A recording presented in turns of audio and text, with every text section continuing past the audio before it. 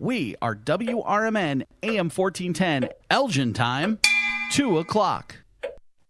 With your 1410 WRMN News Flash, I'm Sean Credan. Brought to you by Progressive. The Ales and Tales fundraiser, hosted by Paws for a Cause, is inviting pet owners to bring their photogenic dog or cat out to be featured potentially on next year's West Coast Wizard Beer, a special release from Miskatonic Brewing. You can submit a photo, a $10 donation, and a short description. All proceeds benefit veterinary care. Aurora officials are moving forward with a plan for a new sound wall along Orchard Road, aiming to shield West Side residents from ongoing traffic noise. The project, seeking to replace the existing wooden fence with a more effective concrete barrier, has experienced several delays despite an intergovernmental agreement with Kane County. A small private plane made an emergency landing at the Highlands Golf Course in Elgin on the evening of August 6th. Authorities were alerted by the Federal Aviation Administration just after 8 p.m. about a mechanical issue forcing the aircraft down. Elgin police and fire swiftly responded, locating the plane and checking on its occupants. Fortunately, no one was injured. With your 1410 WRMN News Flash, I'm Sean Credan.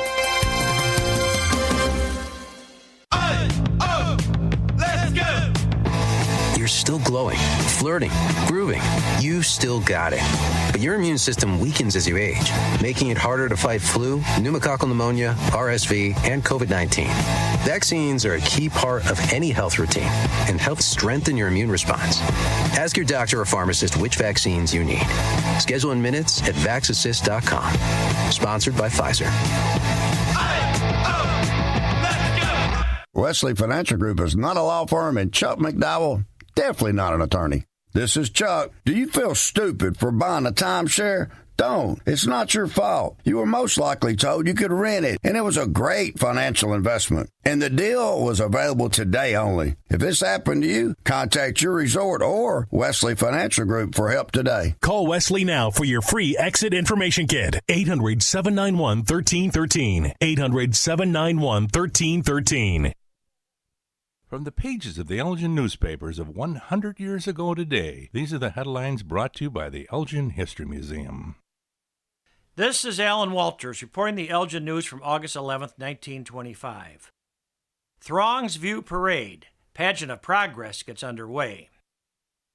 Thousands of Elgin folk, young and old, thronged the streets of Elgin last evening to view the great parade that marked the opening of Elgin's Pageant of Progress, the Industrial and Civic Exposition at the showgrounds opposite the Elgin State Hospital. A crowd nearly equal in size to the parade throng attended the inaugural evening's exposition and pageant. The pageant will open every evening during the remainder of the week, starting at 7:15 o'clock. The Style Pageant and Bathing Beauty Review will commence at 8 o'clock, following which will be dancing on the spacious dance floor in the Big Show tent. The parade, featuring 36 bathing beauties entered in the Miss Elgin contest, was one of the best ever staged in Elgin and was witnessed by the largest crowd in history. The streets were lined with hundreds of onlookers wherever the parade passed through the business district. Next in importance to the bathing beauties were the babies entered in the colorful parade, seated in fancy decorated carriages and pushed by their proud mothers. The Tiny Tots scored a big hit with the many onlookers. A baby carriage pulled by Bruno, a large dog owned by Charles A. Severance, scored a special hit with the crowd. The baby sitting in the cart was Darwin Matson, baby son of Mr. and Mrs. George Matson, 250 Adams Street. Elgin 100 years ago is a presentation of the Elgin History Museum. Be sure to visit the museum located at 360 Park Street in Elgin, open Wednesday through Saturdays 11 to 4. You can also listen to Elgin 100 years ago at www.elginhistory.org. This is Sarah Silver with your Fox Valley forecast. This afternoon, a slight chance of showers and thunderstorms. Partly sunny with a high near 85. Tonight, a chance of showers and thunderstorms. Mostly cloudy with a low around 70. Tomorrow, showers and thunderstorms likely in the morning, then partly sunny with a high near 82. Currently, it is 85 and overcast. I'm Sarah Silver on the Talk of the Town, WRMN. If you didn't think skipping breakfast was a big deal, you'd be right. Before. But now, Wendy's has Buck Biscuits. We're talking sausage, egg, and cheese biscuit, bacon, egg, and cheese biscuit, or even the Honey Buddy chicken biscuit for just $1 each. Seriously, you can get all three if you want. They're just $1, so you'll never skip breakfast again. If you're smart. Breakfast for $1? Gotta be Wendy's. Limited time only. Price and participation may vary. Limit 5 qualifying items per transaction. Not valid in a combo while supply. Here's the deal. We gotta set ourselves up. See, retirement is the long game. We gotta make moves and make them early. Set up goals. Don't worry about a setback. Just save up and stack up to reach them. Let's put ourselves in the right position. Pre-game to greater things. Start building your retirement plan at thisispretirement.org. Brought to you by AARP and the Ad Council. We asked parents who adopted teens to share their journey. If you build a relationship, then it becomes easier. If you build trust, it becomes easier. As a parent, you want what's best for your child. To give them the love that a child needs. It's probably the best thing you can do for a teenager. Learn about adopting a teen from foster care. Visit adoptuskids.org to learn more. A message brought to you by Adopt US Kids, the U.S. Department of Health and Human Services, and the Ad Council.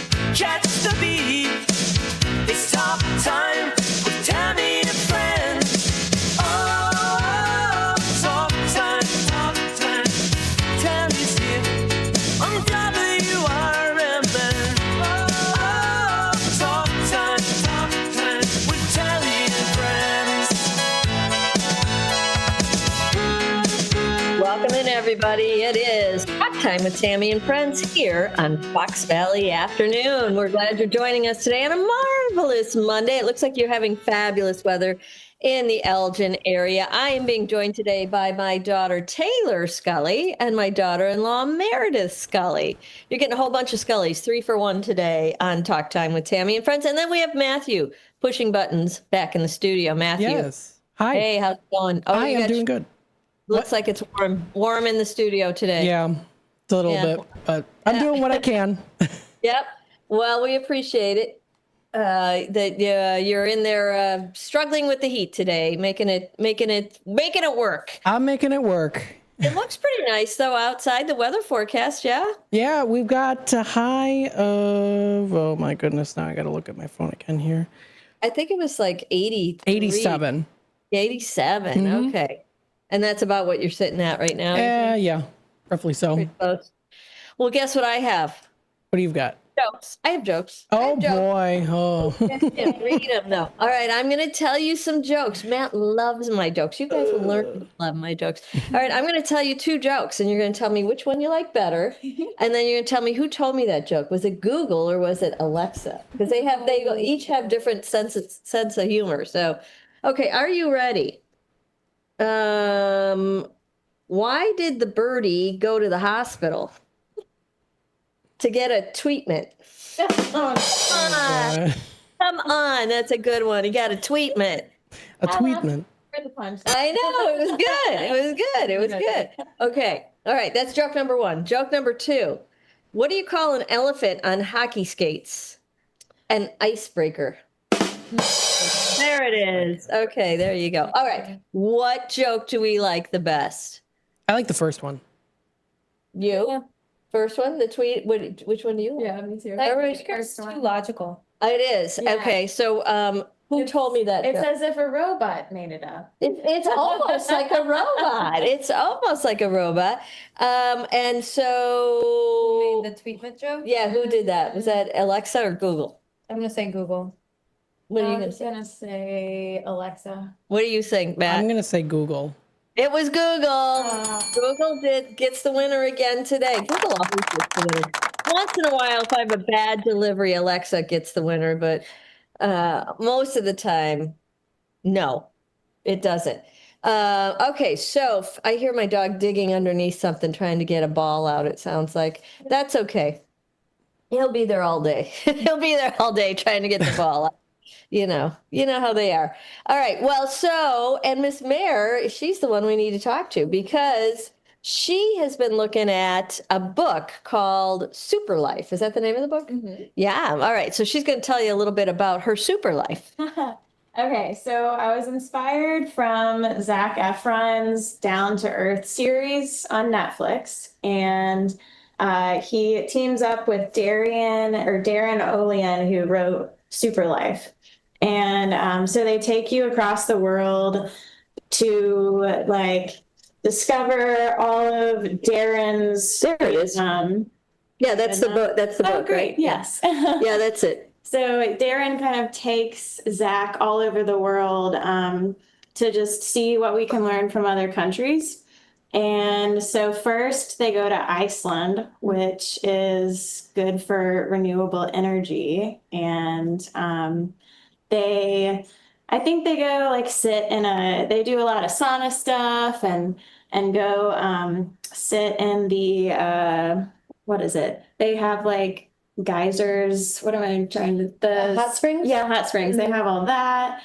And so it's what can the world learn from Iceland? And it's their geothermal and hydropower systems. And I don't know I want to hear Taylor's opinion. If you know of Iceland being known as a renewable energy source from. Yeah, they have a lot of non-renewable resources, first of all. And then because I feel they're almost similar to Japan where they've had to be self-sustaining and manage their non-renewable resources as efficiently as they can. But yeah, especially because of all the seismic activity in Iceland and the geothermal stuff, they really have that playing together with the non-renewable resources to come together and really protecting their environment and utilizing to the best of ethical ways is forefront of their development as a nation. And do you think it's because they have a lower population that they have to really be efficient, or a low budget for their country? I would think so. I personally would say up until about the past 15, 20 years, people weren't really visiting Iceland. Americans weren't, it's so popular. Yeah, it's become a destination. Right. People lately. really go there. So I think they kind of anticipated the influx of tourism too, to be okay, if we're going to have so many people, how do we sustain this? Yeah. So I threw that on you, surprise. Yeah. I wanted to hear Tay's expert opinion on this.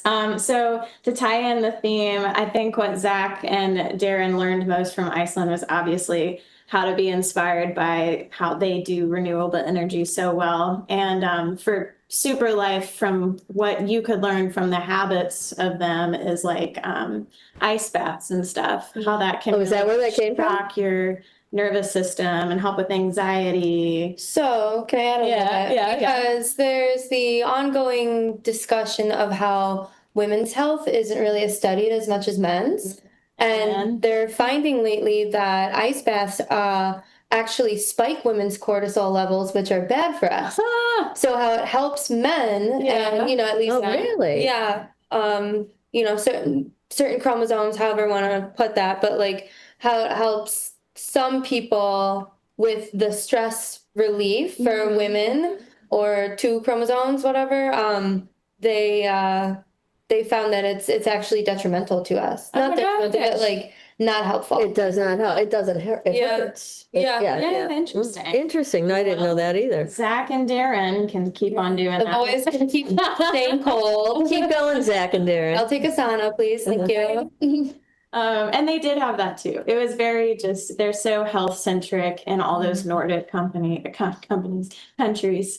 So France was cool. It has literally affected me every single day of my life because they love clean drinking water. And I put in a reverse osmosis system in our house because I literally Didn't saw want to drink this it, on their show. Really? And it freaked me out with how dirty all our water is. That's true, though. And so that is why we have softened water in our home. And some people get a Brita, change their entire plumbing. And so Paris's water system is free and provides high quality drinking water via their public fountains. Oh, really? No, I didn't know that. And so water in France is treated as a public right. There you Not have a it. commodity. Nestle, take note. Because I pay for that public right to be delivered, in big bottles. And so obviously that theme is how all of us need water, and we really should pay attention to like, oh my gosh, we drink the most water every day, and what kind of just double, think about like, where's my water coming from? Their source of water, most people don't look at that. Yeah, or even like water in plastic bottles. That for sure we've talked about on this show about don't get me started about plastic, man. It just that freaks me out. The whole idea of drinking plastic now, So big reverse osmosis gal. And you can buy reverse osmosis water in Whole Foods. Oh yeah, like by the gallon. Yeah. Yeah. And I'm forgetting the purpose is that's just the cleanest water possible, and like your body. Reverse osmosis is the cleanest? Okay. Yeah. All right. Good to know. Yep. And then Costa Rica, they learned about biodiversity and eco communities. And again, I don't know if Tay had any, I want to hear your overarching thoughts, if you know any about like what Costa Rica is known for. Sloths. Well, sloths and rainforests. Yeah. I honestly don't in their conservation efforts. Yeah, I don't know much about Costa Rica, actually. I have a friend actually from high school who moved there with her boyfriend to do conservation stuff. And I've been kind of chatting with her a bit about just like visiting for a week. So we can circle back to that after that. Yeah. So their theme was just prioritizing conservation and, how that can bring long-term economic and ecological stability. They have a balance between preserving nature and living in harmony with it rather than exploiting it. And so, the whole world could take a page out of their book with that. Sardinia, Italy is known for longevity and community lifestyle. Okay. That's where they went next. Are they, is that a blue zone, Sardinia? Yes. Okay. Yes. Yeah. And they were like, why? It's the island's high population of centenarians. Yes. People who live to 100. That's what stands out statistically. And so they're like, why? What are you guys doing? Right. They have a healthy diet because like Mediterranean diet, I don't know if y'all have heard of that, if our listeners and everybody know of that. I bet y'all know of Mediterranean is the way to eat, right? I mean, that's the way they tell you you're supposed to eat. Say it's like the most heart healthy. That's something my parents are trying to do. Oh wow. Are they accomplishing it? As best as we all can, because we're trying to do it too, having the lighter, leaner meats. So like and chicken fish. And fish. And a lot of vegetables. Yes. And that's my problem is the veggies I got to get used to. So. Yeah, I know. You and me both, brother. Yeah. The island itself has lots of hills. And so they climb, even elderly people climb stairs every day, which is so interesting. So it's diet, physical activity, social connection, and a low stress environment. I mean, I'd be low stress if I lived in Sardinia. You think? Yeah, okay. But social connection too, just how they live in villages all together. And so an older person is getting stimulated with conversations with everyone who lives around them. I think they go out to meals a lot. They don't just stay shut in their houses, and so since they leave their house a lot, they walk around and they walk through this mountainous terrain. Yeah. Which, and they described even how going up and down altitudes it's just like a good exercise. You know how you do like how when you're walking, it's like your Apple Watch even can track your altitude, like your up and down. Yes, right. How that's like, I guess, the most ideal way to walk, or it is in elevations for hearts and stuff. Oh, really? To, like, kind of be pushed by walking up and down places. Okay. All right. Well, I won't be getting that in Schaumburg or Hoffman Estates, but yeah, that's okay. How am I doing with time? Yeah, we got about 9 minutes. Okay. But we'll keep on going. Okay, then. Keep on learning. We got it. Superfoods and indigenous agriculture is where Lima, Peru stands out. They have an ancient agricultural knowledge that holds solutions for modern nutritional and ecological problems. So they have nutrient-rich local crops like maca and quinoa. And so those are, the superfoods they're referring to. Quinoa. Okay. Yeah, lots of protein. Is that the only, do we grow quinoa? Do you know this? I don't know this. I don't think so. I don't, yeah. Can we Google that? Yeah, you can. I mean, I'm just curious. Factually correct on this. Well, I'm just curious. Do we? I don't know that answer. We'll find out. Today's getting hard. What have we got? Oh, yeah. So they focused on Puerto Rico and their post-disaster sustainability. Oh, they get a lot of those out there. Yeah. And just how resilient they are with rebuilding after Hurricane Maria is what they focused on with solar power and sustainable agriculture. So they had community-led rebuilding. Keep missing it. And then they're just trying to create systems that are more resilient to future disasters. And that was just a more like uplifting community piece, that tragedy can be an opportunity to rebuild in a smarter, more sustainable way.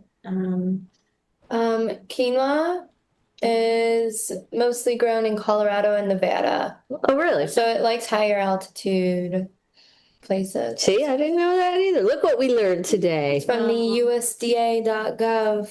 Will you see why website. It's a superfood? Like, why specifically? Why is quinoa a superfood? Yeah, I don't know. I don't know why that is. Its exceptional nutritional profile, offering a complete protein source and being rich in various vitamins, minerals, and fiber. Well, there you have it. It's naturally gluten-free and a good source of antioxidants. These qualities contribute to its potential health benefits, including improved heart health, blood sugar control, and digestion. And I think that's like a big thing with everywhere that you're talking about. The people there tend to have healthy hearts. Yeah, right. Right, that's why they lived 100, right? Right. But they don't have high incidence of cancer either, right? No, yeah. I mean, yeah, I think it's right. Heart healthy, and that maybe is, I don't know, maybe that's the key to curing cancer. Is walking up and down hills and eating. Starting with the heart, yeah, and taking care of the rest of the body. Well, and eating walking up hills and eating quinoa. Yeah, I could do that. I could walk uphill and eat quinoa if I had to. Not in Illinois, ma'am. No, I don't know what hills you got that's there. true. That's true. Stairmaster. Yeah, I have to do the Stairmaster and eat quinoa. I don't know if I really like quinoa. Do you like quinoa? You can see it. You kind of hide it in stuff. Like You you do. hide it in a salad. It's or something. kind of like cardboardy, isn't it? It's kind of like flavorless sort of thing. Like, It's brown rice. Brown rice's cousin. Yeah, right. So it's earthy. And Right, it's earthy. It's like That's a good way. It's in between your teeth. Yes, that's I don't order quinoa, but if it comes with stuff, I'll eat it. you know? like a good grain bowl. Yeah, well, some yeah. rice and Right. Tammy's Yeah, rolling like, her yeah, eyes. I'm like, That's too yeah. healthy for me. For a grain bowl. Yeah, I order grain bowls. Yeah, right. For listeners, you can make it taste better with some olive oil and salt and pepper, at least bare minimum. Yeah. And then, because olive oil, another superfood, maybe some butter. Butter's not a superfood. I wish butter was a superfood, but yeah. Unhealthy. No. Is ghee a substitute for butter? It is butter without the fat. Yeah. Is it still delicious like butter? It has an interesting taste. You know the butter that you dip lobster in? Yeah. That's ghee. Is it? And it's like... I thought that was just melted butter. Well, I mean, it's the taste. I think it's... Some people do melt butter. Yeah. But I think... Actually, can we Google this? Ghee... because if you melt it, it takes away... It makes it like more pure or something. If you... See if ghee is just purified butter or something. Ghee is butter without the fat. You remove the fat, isn't it? I think that's what that is. Okay. And so It's clarified butter. Yeah. Okay, so in melting it, I believe... That's how it goes away. Yeah. It's used for Hindu religious rituals. All right, I then. know. I want my rituals to have butter in it. Okay. Me too. I'm not opposed to having butter in my rituals. I think that's fine. You could do ghee and salt and pepper. And then let's see. What, on your quinoa you're talking about? I see. We're trying to give our listeners a quinoa. Well, you know, you got to put like a little garlic or something in there. And yeah, garlic. Yeah, maybe some. Is garlic a superfood? I think garlic is a superfood. I think it is too. It keeps away the vampires. Yeah, the vampires. Strong, like onions or spices. Okay. Strong flavors like onions or spices work with quinoa. With some, carrots. Yeah, throw in some carrots, onions, celery. You want it fluffy. You don't want it like gritty. Are we making quinoa now? How do you make quinoa?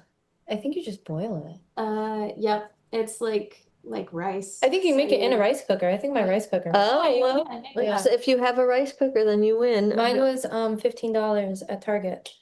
Your rice cooker? Yeah, it cooks like 1 cup of rice. It's great. If only we could be sponsored by Target. We could. We could.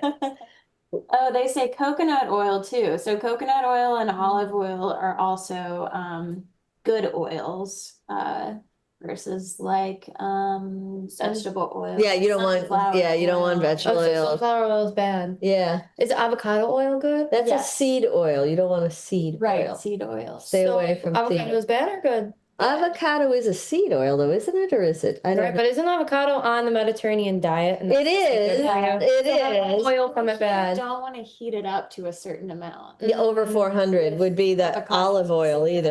Yeah, because it has a low like smoke point. Okay. Right. So it's like once you cook the food, you can use it on top of to flavor it once you cook it. Oh, so you don't want to use it to heat up your pan? Not necessarily. Not usually. But it's like, what else are you going to use? Yeah. Like, would you rather put, I don't know, ham? Like ham and olive oil? Olive oil. Gotcha. Yeah. Coconut oil, I think, has a higher burn tolerance. Yeah, burn point or something. So you could always grease your stuff with coconut oil. And it doesn't taste bad. Same with ghee, actually. You can use that to cook it too. Yeah. You got any other countries? He had one more. The UK and London, they're known for urban greening and air quality. Really? So city gardens, green roofs, and clean transport initiatives have helped clean up their air. That's honestly surprising. I know. Even the most urbanized environments can weave nature back in and improve air quality. I mean, London with the smog. Yeah, London was but by doing that, they have improved their air quality over the years. So it's like an area that had a problem and actually did something about it. Yeah, by gardens and green roofs, and they call it urban greening. I like that. And so they've led the way in fighting pollution and creating healthier living environments. London, who? London, England. And who else? Just the UK. UK. Okay. Worked on urban greening. Whoops. That's our happy little music. Yeah, so that sounds right though, but I didn't notice. I don't know, clean air. I don't know. Did you notice it there? I guess I don't know. I mean, I haven't been when it was past. Right. Because we went through fires. Yeah. Right. Yeah. So dirty. No, that's what I'm saying. I didn't know they had a problem, but apparently they fixed it. So, all right. Well, you hear that happy music? That means it's time for us to take our first break of the program. So we're going to do that right now, and we'll be back after these messages. Don't go away.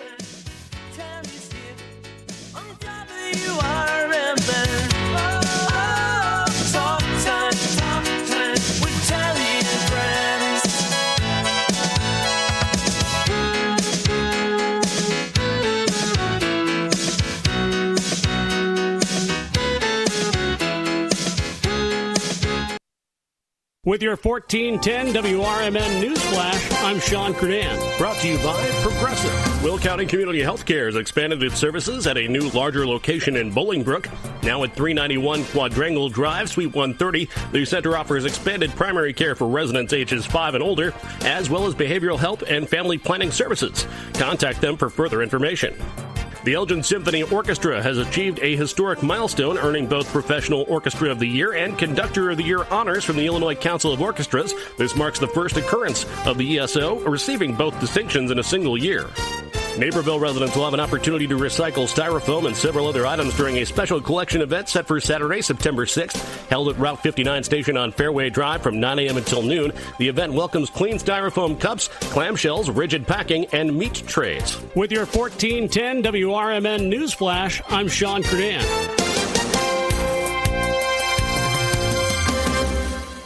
Skipping breakfast wasn't a big deal before, but now Wendy's has Buck Biscuits, like the Honey Buddy Chicken Biscuit, so you'll never skip breakfast again. If you're smart. Breakfast for a buck? Gotta be Wendy's. Limited time only. Price of participation may vary. Limit 5 qualifying items per transaction. Not valid in the combo while supplies last. Drivers who switch and save with Progressive could save hundreds. With that kind of money, you could go big time and skip the regular line at the airport and pay for speedy security. Imagine not having to quickly unpack and pack at the place you already came packed to. And wearing your shoes the whole time you're there? You can't put a price on that kind of luxury. Well, actually you can, and you paid for it. Switch to Progressive and you could save big time for speedy security.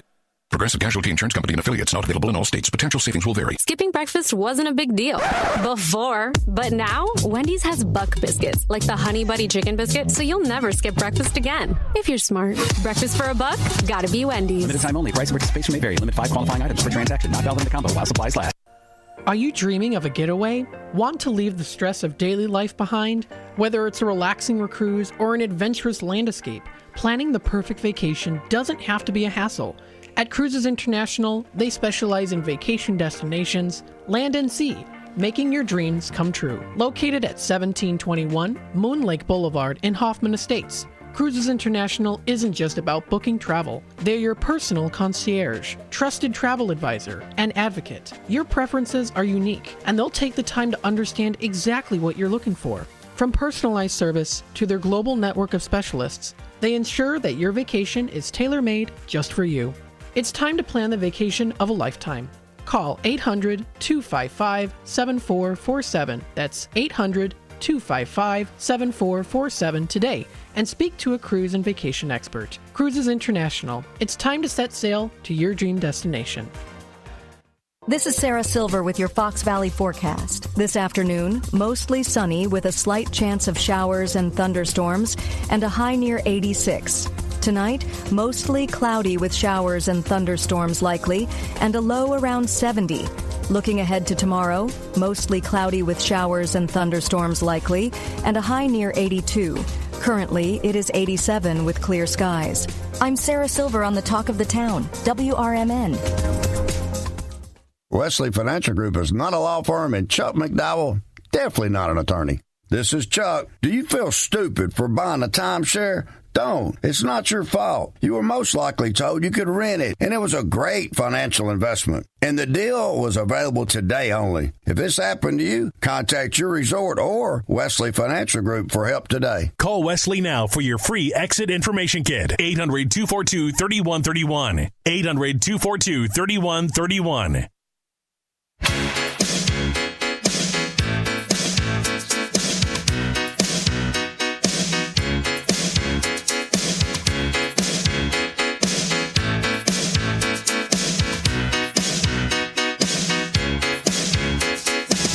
Turn it on, let's begin. Spark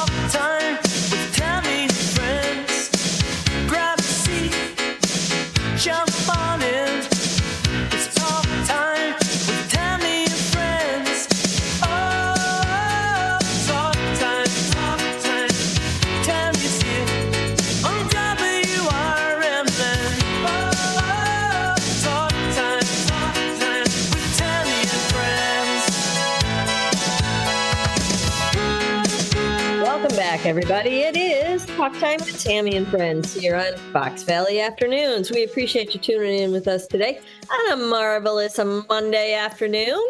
We have a couple of co-hosts. We got some sidekicks here. We got Taylor Scully joining us live from Nashville, Meredith Scully joining us live from Nashville, and Matthew back in the studio pushing buttons. So we have also, Matt has been very busy digging in that News Nation bin. He's found us some interesting articles to talk about. What'd you find for us today, Matt? All right, horror beat out comedy at the weekend box office. So this one Wednesday is like a normal day for the whole school. But today was different. Weapons, a twisty horror film about a group of missing children, debuted in first place with $42.5 million domestically and about $70 million worldwide. The movie is Warner Brothers' seventh film to open in first place this year. Disney sequel comedy Freakier Friday, reuniting Jamie Lee Curtis with Lindsay Lohan, earned $29 million. Marvel's Fantastic Four dropped to third place. I don't know about the Freaky Friday remake. Is it time for a remake already of Freaky Friday? I think Lindsay Lohan is getting her redemption. She's sober. She went off the deep end a little bit there. And She's a mommy now. Right. And everyone is rooting for her. So I think... Are they? Oh, yeah. Yeah. Yeah. Okay. Everyone is... You want to see her succeed, you know? Okay. She's a little weird. And, She did go off the deep end a little. Right. And now she's going to try and better herself. You want her to be successful with that. So this Freaky Friday thing, though, is this remake. It's not a remake of the actual first one. It's a continuation, right? It's a sequel, I think. Yes. I haven't... A sequel. It's a sequel, yep. Okay. And did it get any good ratings, Matt? Let me see if I go on the World Wide Web. I didn't know if it got any good ratings. It's obviously Weapons did, because it kicked at the box office. Weapons, I heard that script sold for like, I don't want to be wrong here, but like $100 million. Okay. Like they had to have that script, Warner Brothers. Really? Yeah. There's a big thing. So, and it doesn't sound like your normal freaky movie. No, it's not. It's not? Yeah. It seems more like a psychological. The whole premise is that this one woman's class, Julia Garner from Ruth from Ozarks. Yes. She is a teacher and she has a class of, let's say, 25 kids. And I want to say like 17 of them all at like 2:30 in the morning get up from their beds and leave, and no one sees them ever again. And so she's getting under investigation. The town's under investigation. Like, why did all these kids leave? Where are they? What happened? Why only So it's these like kids? a thriller more than a... I think it's like a psychological type of... It's not like a slasher movie. I think so, but... Who knows? Yeah. With that pricey of a script, I wouldn't be surprised if it genre bends a little bit. Yeah. All right. The 95% on Rotten Tomatoes. Which one? Weapons. Weapons? Oh, yeah. I'm really? seeing that this week. And what did Freaky Friday get on Rotten Tomatoes? I'm super curious. Probably. Well, do we have Matt looking at it? Matt, were you looking at? Yeah, let me see. We've got here Rotten Tomatoes. It looks like waiting. 74%. Tomato meter, 74%. For Freaky Friday? For Freakier Friday, yep. Freakier Friday, that's it. 74%. Well, I feel like it's kind of, because that movie's such a nostalgia. You know, it is, it's right? Up there with like Mean Girls or something. Like, kind of, but your audience is, not everybody's going to want to see that. But just like Weapons, not everybody's going to want to see that either. You know, right? It's a limited kind of thing. I don't know. Well, I haven't been back to the movie theater. So, have you been in the theater? You mean since COVID? Yeah. I don't think so. Maybe once or twice. But it's been forever. Yeah, that's what I mean. It's like we don't go as much, because of. We went, but we spent like literally $40 on food. Really? Yeah. Well, because the popcorn. Well, wait. Did you? But then they're like, "Oh, do you want a large drink and a candy?" It's blah blah blah. Okay, but you didn't get a meal delivered. Like now they deliver meals to your, they'll bring you, there's these movie theaters that you can sit and recline and they'll bring you a tray of food and it's like an experience, you're not even watching the movie because you got all this other stuff going on. And then it's dark and they give you blankets and there's a lot of snoring. There's a lot of snoring in the movie theater. Yes. The blankets. Do the blankets come in packages, or are they like, do I have to trust that they wash them? I don't know that answer. Well, you know what? That was pre-COVID. You're right. I don't know. I bring my own blanket. Yeah. Oh, do you? Yeah. I'm like a grandma. You are definitely a grandma. And I bring big fuzzy socks to put on. Really? Yeah. Wow. You're like moving into the movie theater. Spending $20 on a ticket. You're right. Setting up flowers, vases, making sure it's all there.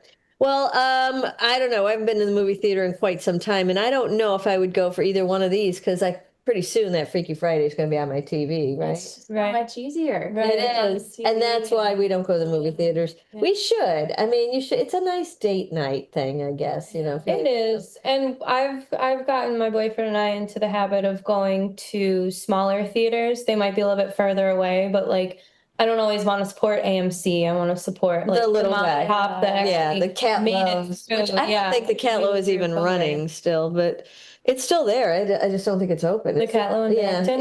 Yeah, it's still there. Yeah, that was my favorite theater, always, because, it's cool. It's old. Yeah. You'll have to go sometime. Yes, it's an cool old theater. All right, boys and girls, we're going to take that quick break and come back and talk a little bit about music. What happened on August 11th? Is it August 11th already?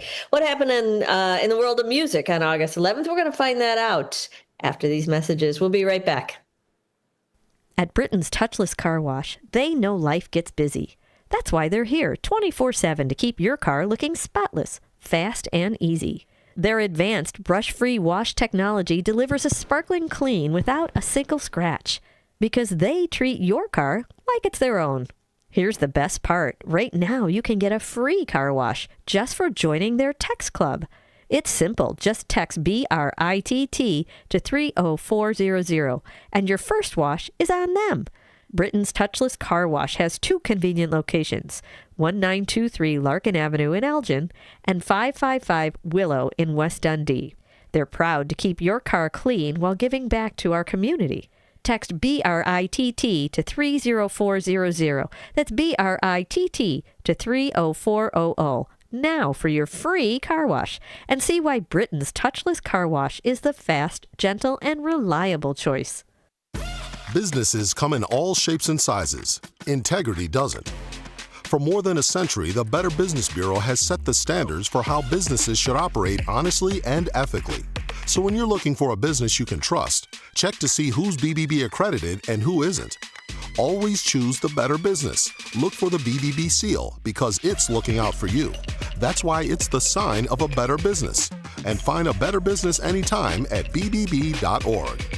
Looking to set sail on your dream vacation? Cruises International has you covered. Specializing in land and sea getaways, they're here to make your vacation unforgettable. Located at 1721 Moon Lake Boulevard in Hoffman Estates, they offer personalized service with a global network of specialists to ensure your trip is tailor-made just for you. Call today at 800-255-7447 to speak with a cruise and vacation expert. And don't miss Travel Tuesdays on WRMN AM 1410 every first Tuesday of the month from 11 to 12 p.m. on Out to Lunch. That's Cruises International. Your vacation, your way. Political party poopers got you down? Shake it off and join me, Dennis Sonar Green, every weekday from 4 to 6 p.m. on WRMN for A Political Talk Show, where we cut through the doom and gloom with a focus on America first, constitutional values, and a populist perspective that puts you, the citizen, at the center of the conversation. At WRMN, the talk of the town, we're not afraid to challenge the status quo and bring you the straight talk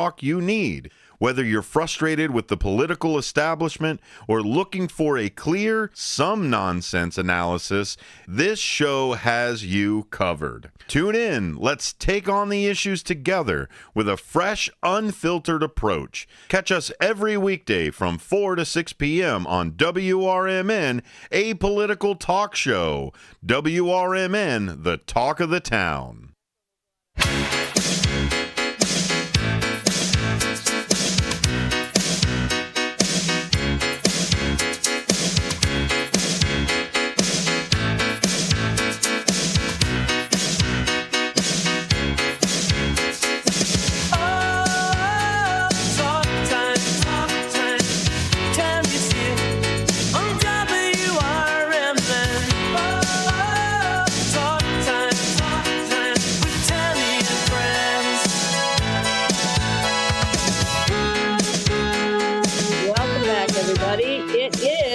Talk Time with Tammy and Friends here on Fox Valley Afternoons. We appreciate you tuning in today. We're going to talk a little bit about what happened on this day in music history. Let's see.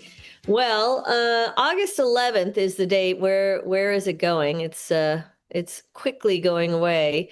No, that one's no good. Let's go down to Bruce Springsteen in 2002.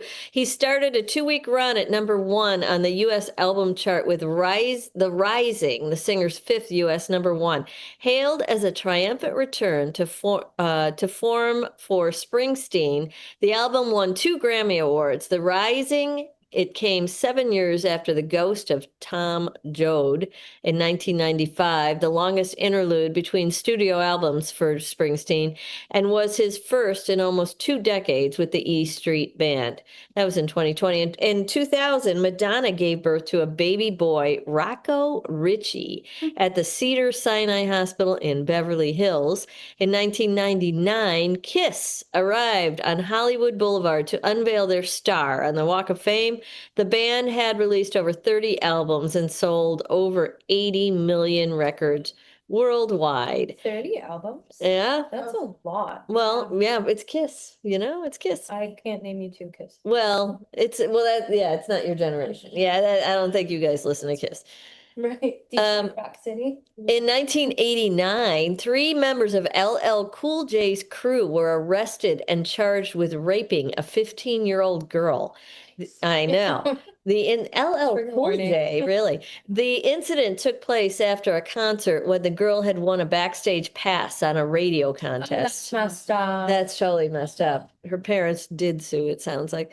Okay, now this one is a little weird. In 1984, Ray Parker Jr., he started a 3-week run at #1 on the U.S. singles chart with the theme from the film Ghostbusters. Parker, who had been a sessions guitarist for Stevie Wonder and Marvin Gaye, was accused of plagiarizing the melody from Huey Lewis and the News, the song I Want a New Drug, resulting in Lewis's suing Parker. The pair later settled out of court in 1985. We're going to play both of them for you. We want to see does it sound like the same? So we've got which one do you have queued up first, Matthew? It could be either or, whichever you like. Okay, let's go with Ghostbusters, and then we'll play the one, I Want a New Drug, and see if they sound the same.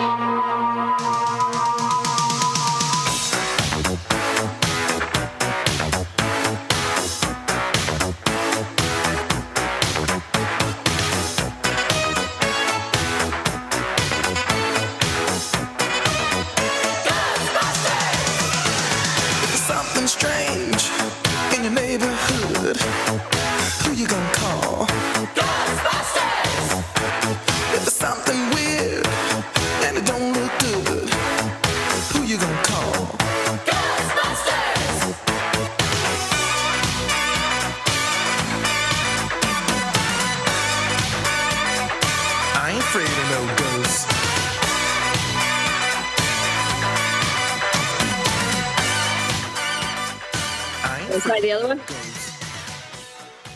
That's Ghostbusters. Now here's Huey Lewis and I Want a New Drug. Let's see if it sounds like Ghostbusters.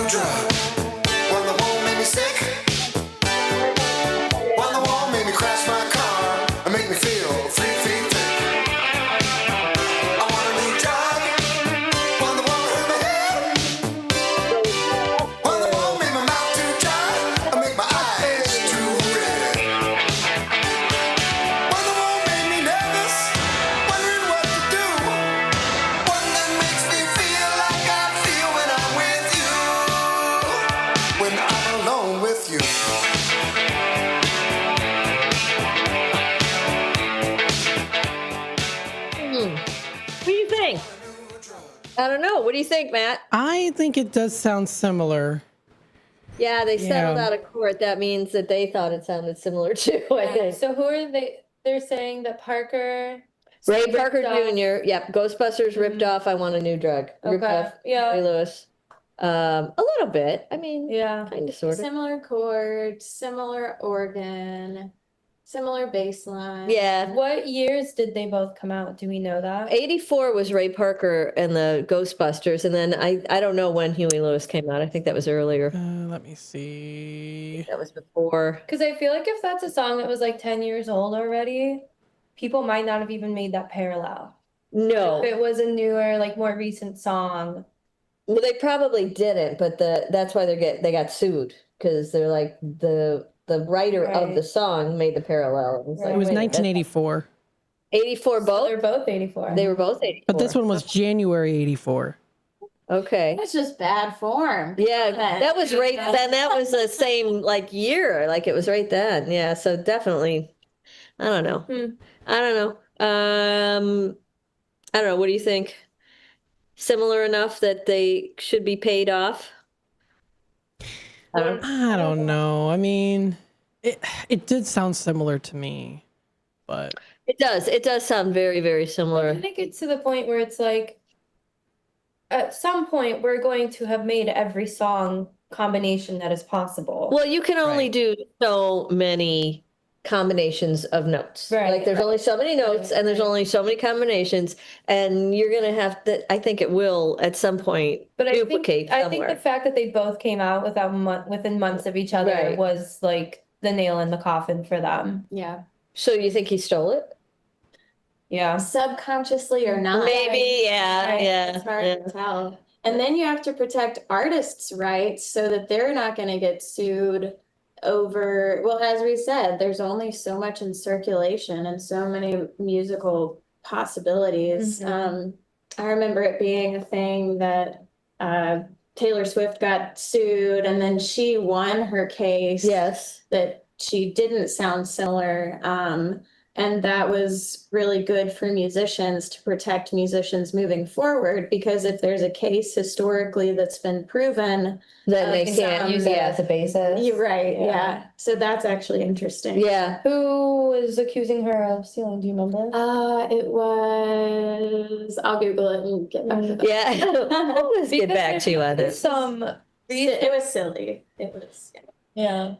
Excuse me. Well, in 1973, on August 11th, rather than join Paul McCartney in traveling to Nigeria to record the band's latest album, Band on the Run guitarist Henry McCullough and drummer Denny Sewell both quit Wings, forcing Paul, his wife Linda, and Denny Lane to record the album as a trio. That wasn't very nice. Well... What? You got two people quitting a band of 5 at the same time. Yeah, something's up. Something went down. Yeah, yep. 1969, Jackson 5. 350 special guests were invited to see Motown Records' new signings, the Jackson 5, play at the Daisy Club in Beverly Hills, California. Imagine seeing little baby Michael Jackson. 1966, at a press conference held at the Astor Towers Hotel in Chicago, John Lennon apologized for his remarks that the Beatles were more popular than Jesus. Lennon told reporters, "Look, I wasn't saying the Beatles are better than God or Jesus. I said Beatles because it's easy for me to talk about the Beatles. I could have said TV or cinema or motor cars or anything popular and would have gotten away with it." Okay, John. Whatever. It's funny that someone had to apologize for that. Right. Now people say that kind of thing left and right. But he did this interview and he got a lot of slack for saying that the Beatles were more popular than Jesus. Yeah. That was a while ago. Now get this. In 1964, the High Numbers, later to become the Who. These guys were, their first name was the High Numbers, played at the Railway Hotel in Harrow, England. Just before the band were due on stage, Roger Daltrey's father-in-law came into the venue and dragged the singer outside and hit him. The band started their set, and Daltrey appeared back on stage after the fight. I don't know what he did, but his father-in-law? Yeah, he didn't like it, whatever it was. I know. Shame on you. I want to know what that was about. Let's see. In 1964, on August 11th, the Beatles started recording their fourth album, Beatles for Sale, Not Yet Titled, at EMI Studios in London, England. The album marked a departure from the upbeat tone that had characterized the Beatles' previous work, partly due to the band's exhaustion after a series of tours that had established them as a worldwide phenomenon. In 1964, Beatles for Sale was not widely available in the U.S. until 1987, when the Beatles catalog was standardized for release on CD. And in 1962, on this date, Neil Sedaka started a 2-week run at number 1 on the U.S. singles chart with Breaking Up Is Hard to Do, his first U.S. number 1 as an artist. It reached number 7 on the UK charts. And in 1956, Elvis Presley double-sided hit Don't Be Cruel and Hound Dog was released. On this date, the single went to number 1 on the U.S. charts, where it stayed for 11 weeks, a record that would not be broken until 1992's Boys to Men hit End of the Road. And then, let's see, in 79, let me see what I can find here. Led Zeppelin played their last ever UK show when they appeared at Knebworth House, England. The set list included The Song Remains the Same, Celebration Day, and Black Dog, among many, many more. But we're going to play Black Dog for you now. Probably go out to break on that too, right, Matthew? Yes. All right. We'll play it for you now. Little Black Dog from Led Zeppelin. Hey, mama said the way you move gonna make you sweat, gonna make you groove.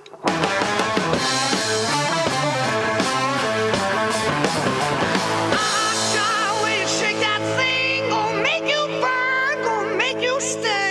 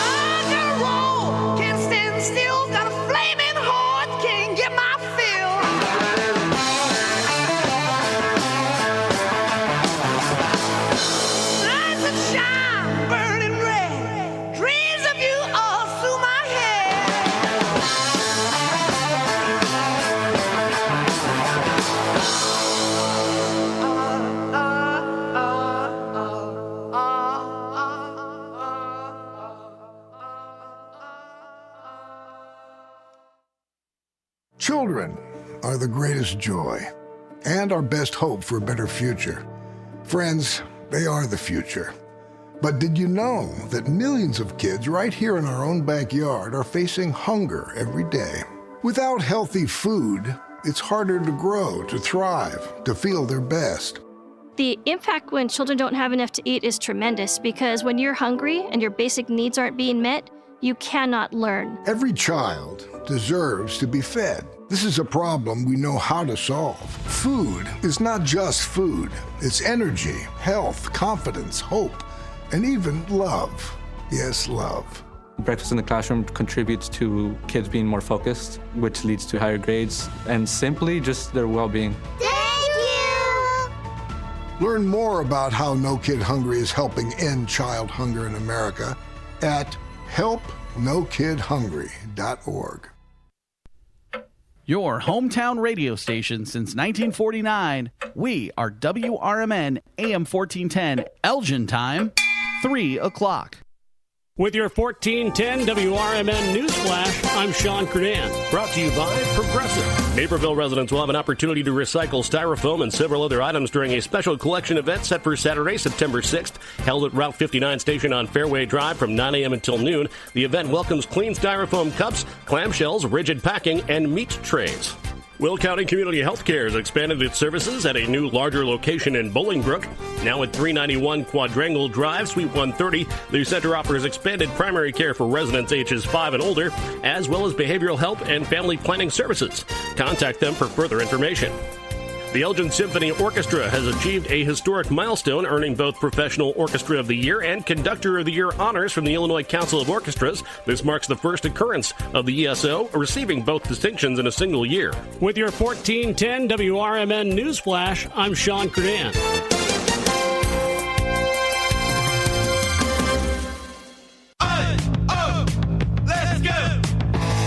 Still glowing, flirting, grooving. You still got it. But your immune system weakens as you age, making it harder to fight flu, pneumococcal pneumonia, RSV, and COVID-19. Vaccines are a key part of any health routine and help strengthen your immune response. Ask your doctor or pharmacist which vaccines you need. Schedule in minutes at vaxassist.com. Sponsored by Pfizer. Wesley Financial Group is not a law firm, and Chuck McDowell, definitely not an attorney.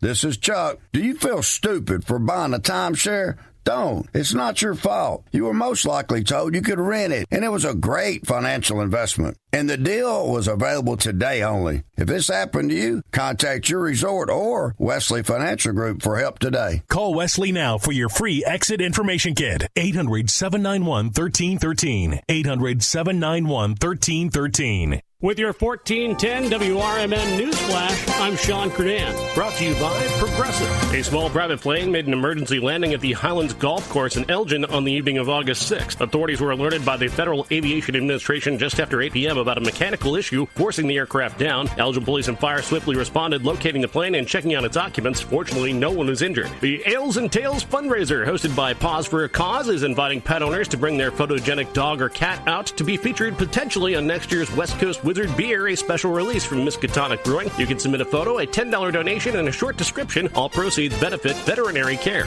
Aurora officials are moving forward with a plan for a new sound wall along Orchard Road, aiming to shield West Side residents from ongoing traffic noise. The project, seeking to replace the existing wooden fence with a more effective concrete barrier, has experienced several delays despite an intergovernmental agreement with Kane County. With your 1410 WRMN News Flash, I'm Sean Credan.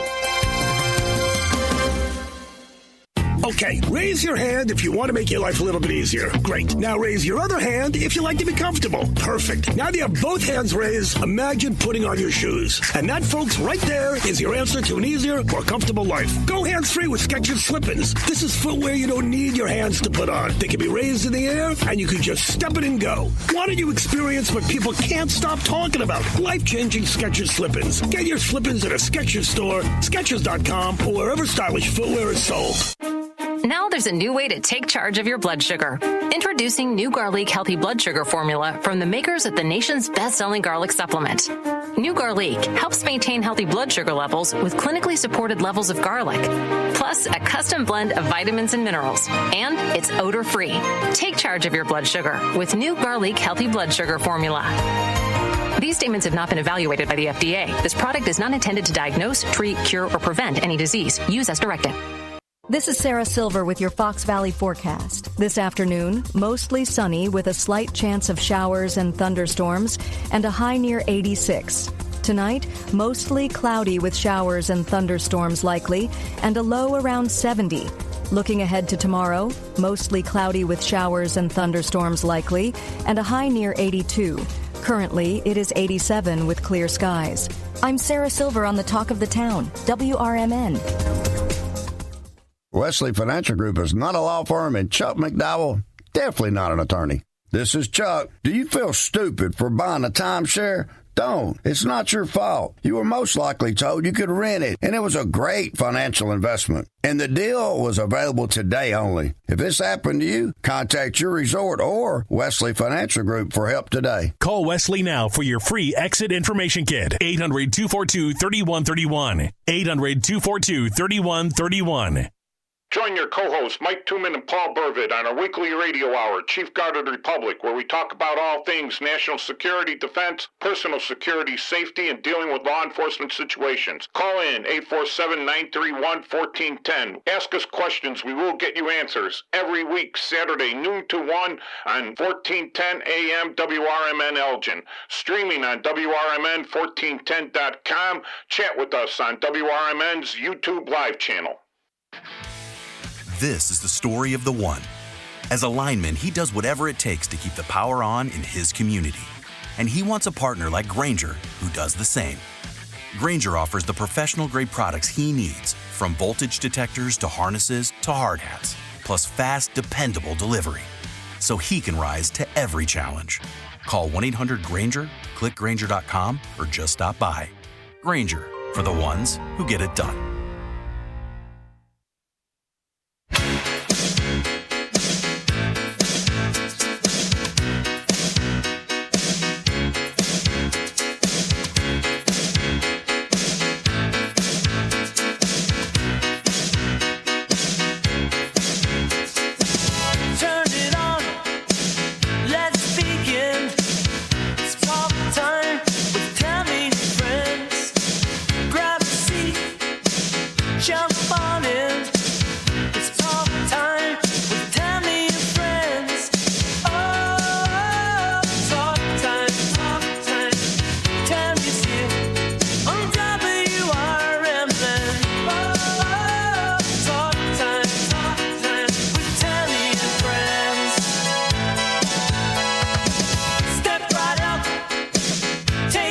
Welcome back, everybody. It is time with Tammy and Friends here on Fox Valley Afternoons. We appreciate you tuning in with us today on a marvelous Monday. 86 degrees for your high in downtown Elgin. Clouds and some sun with more clouds in the afternoon. A stray shower, thunderstorm is possible. No rain, though, yet, Matt, right? No rain, all sun. And you're sunny out there. Good. Going down to 70 tonight, partly cloudy this evening with scattered thunderstorms developing after midnight, and that low is going to be 70 degrees. Tomorrow, Tuesday, you're going to get 83 degrees for your high with scattered showers and thunderstorms. Tomorrow night's going down to a low of 66 with a few clouds from time to time. And on Wednesday, the 13th, you're going to get a high of 84 degrees and generally sunny despite a few afternoon clouds. A stray shower or thunderstorm is possible also on Wednesday afternoon. And then Wednesday night goes down to 62 degrees and a few clouds from time to time. Your Thursday this week will be 83 and sunny, along with a few afternoon clouds. And then Thursday night goes down to 65 degrees with clear skies. On Friday, you got a high of 89 degrees with mostly sunny skies, going down to 72 at night with clear skies. On Saturday, your weekend, a high of 91 degrees. The heat returns, sunshine and clouds mixed, going only to 72 at night with variable clouds and some thunderstorms, especially during the evening, are possible. And then Sunday for your weekend, 84 degrees and scattered clouds with the possibility of an isolated thunderstorm developing during the afternoon, going down to 69 degrees on Sunday night. Partly cloudy in the evening, followed by scattered thunderstorms after midnight. Now your Monday, a week from today, you're going to have a high of 82, partly to mostly cloudy with the chance of thunderstorms. And then to a week from now, your Monday night will be 66 degrees with scattered showers and thunderstorms. It looks like a pretty good week you got going on there, Matt. Not a lot of heat, a little bit of heat coming your way, but not so bad. It looks like a pretty good forecast. We're super hot down here, so I appreciate the 80s that you have happening there. Is it humid where you are or dry? How is it? We consider it humid today. Yeah, it's always humid. It's always humid down here. It's just humid city. And it's hot. It's night. I want to say high 94 today. And you can feel it. It's hot for sure. And all week long too. So enjoy your 80s up there while you got them. Yes. Actually. And yeah.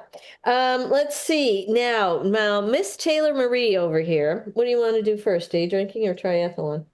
Let's talk about the triathlon. All right. Taylor is embarking on her first triathlon. And so she's been training for that, and you have some info on it you want to chit chat about. I do. So I'm not like a super active person. Like, how do I start this? I used to play sports in high school and when I was little and whatever. And then once you leave school, you just kind of stop playing sports and staying active. So I turned 30 in June and I kind of wanted to do something to like prove to myself that I could train for something. And so I decided to do a triathlon. Do I look at the camera? Yes, you can look wherever you like. You can look right there and talk to them, or you can talk to us, or you can talk to nobody or the dogs, whatever you want. So, yeah, so I signed up for the Chicago Triathlon, which is on August 23rd and 24th. There's two different kinds of it going on. There's the Olympic triathlon, which means that it is Olympic distances.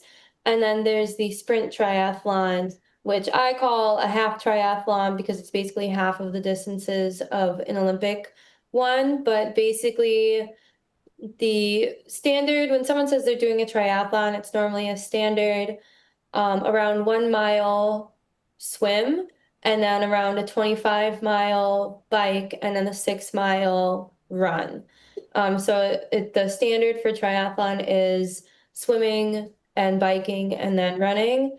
We're going to talk a little bit about the origin of it, but the reason that they put swimming first is so that you have the most energy for it, so people aren't drowning. Like if you were to do it third. Yeah.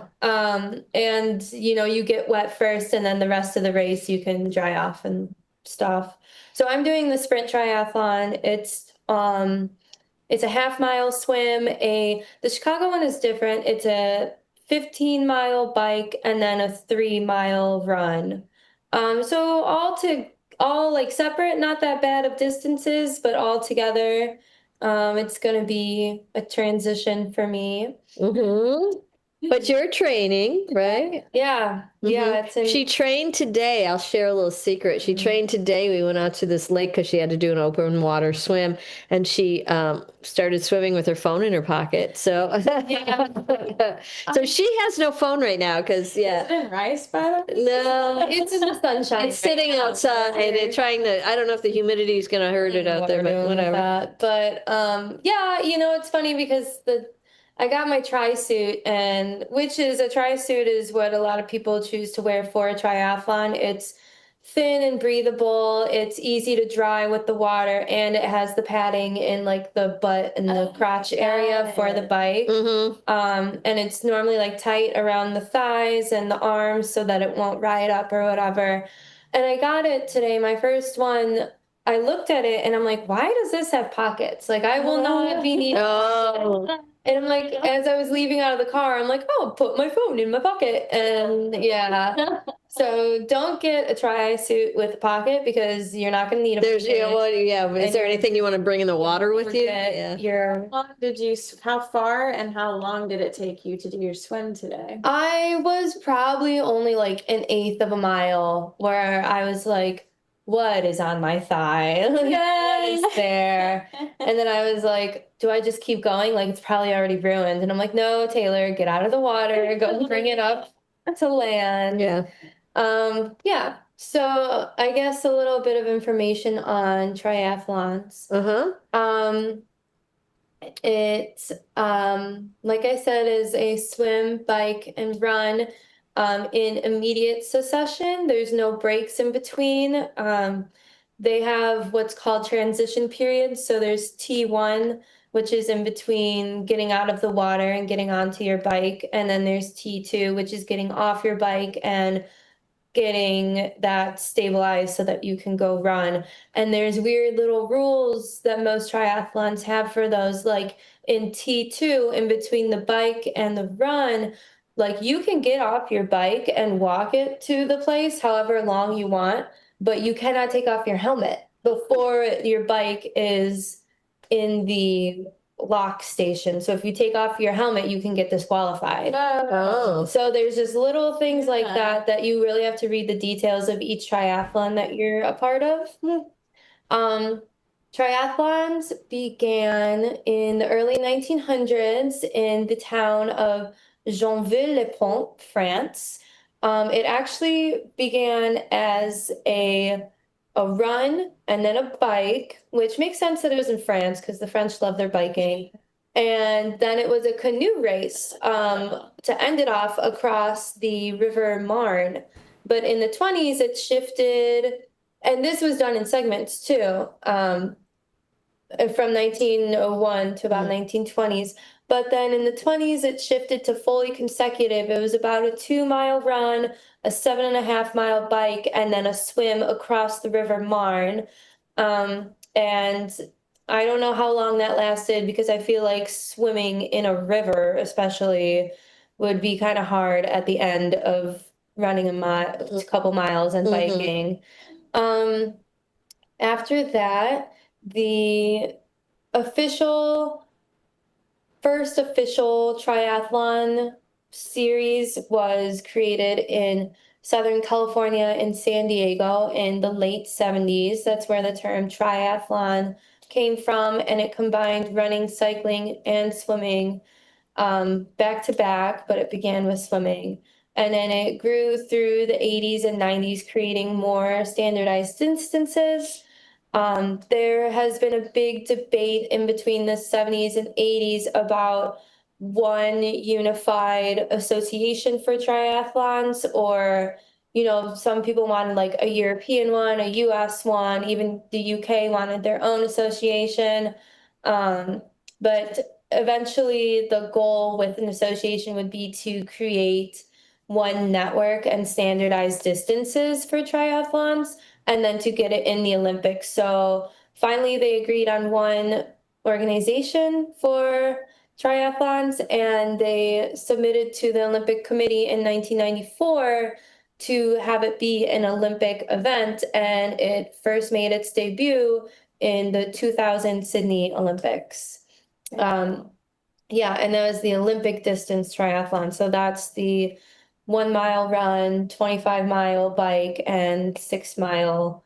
1-mile swim. Sorry, 25-mile bike, and then 6-mile run.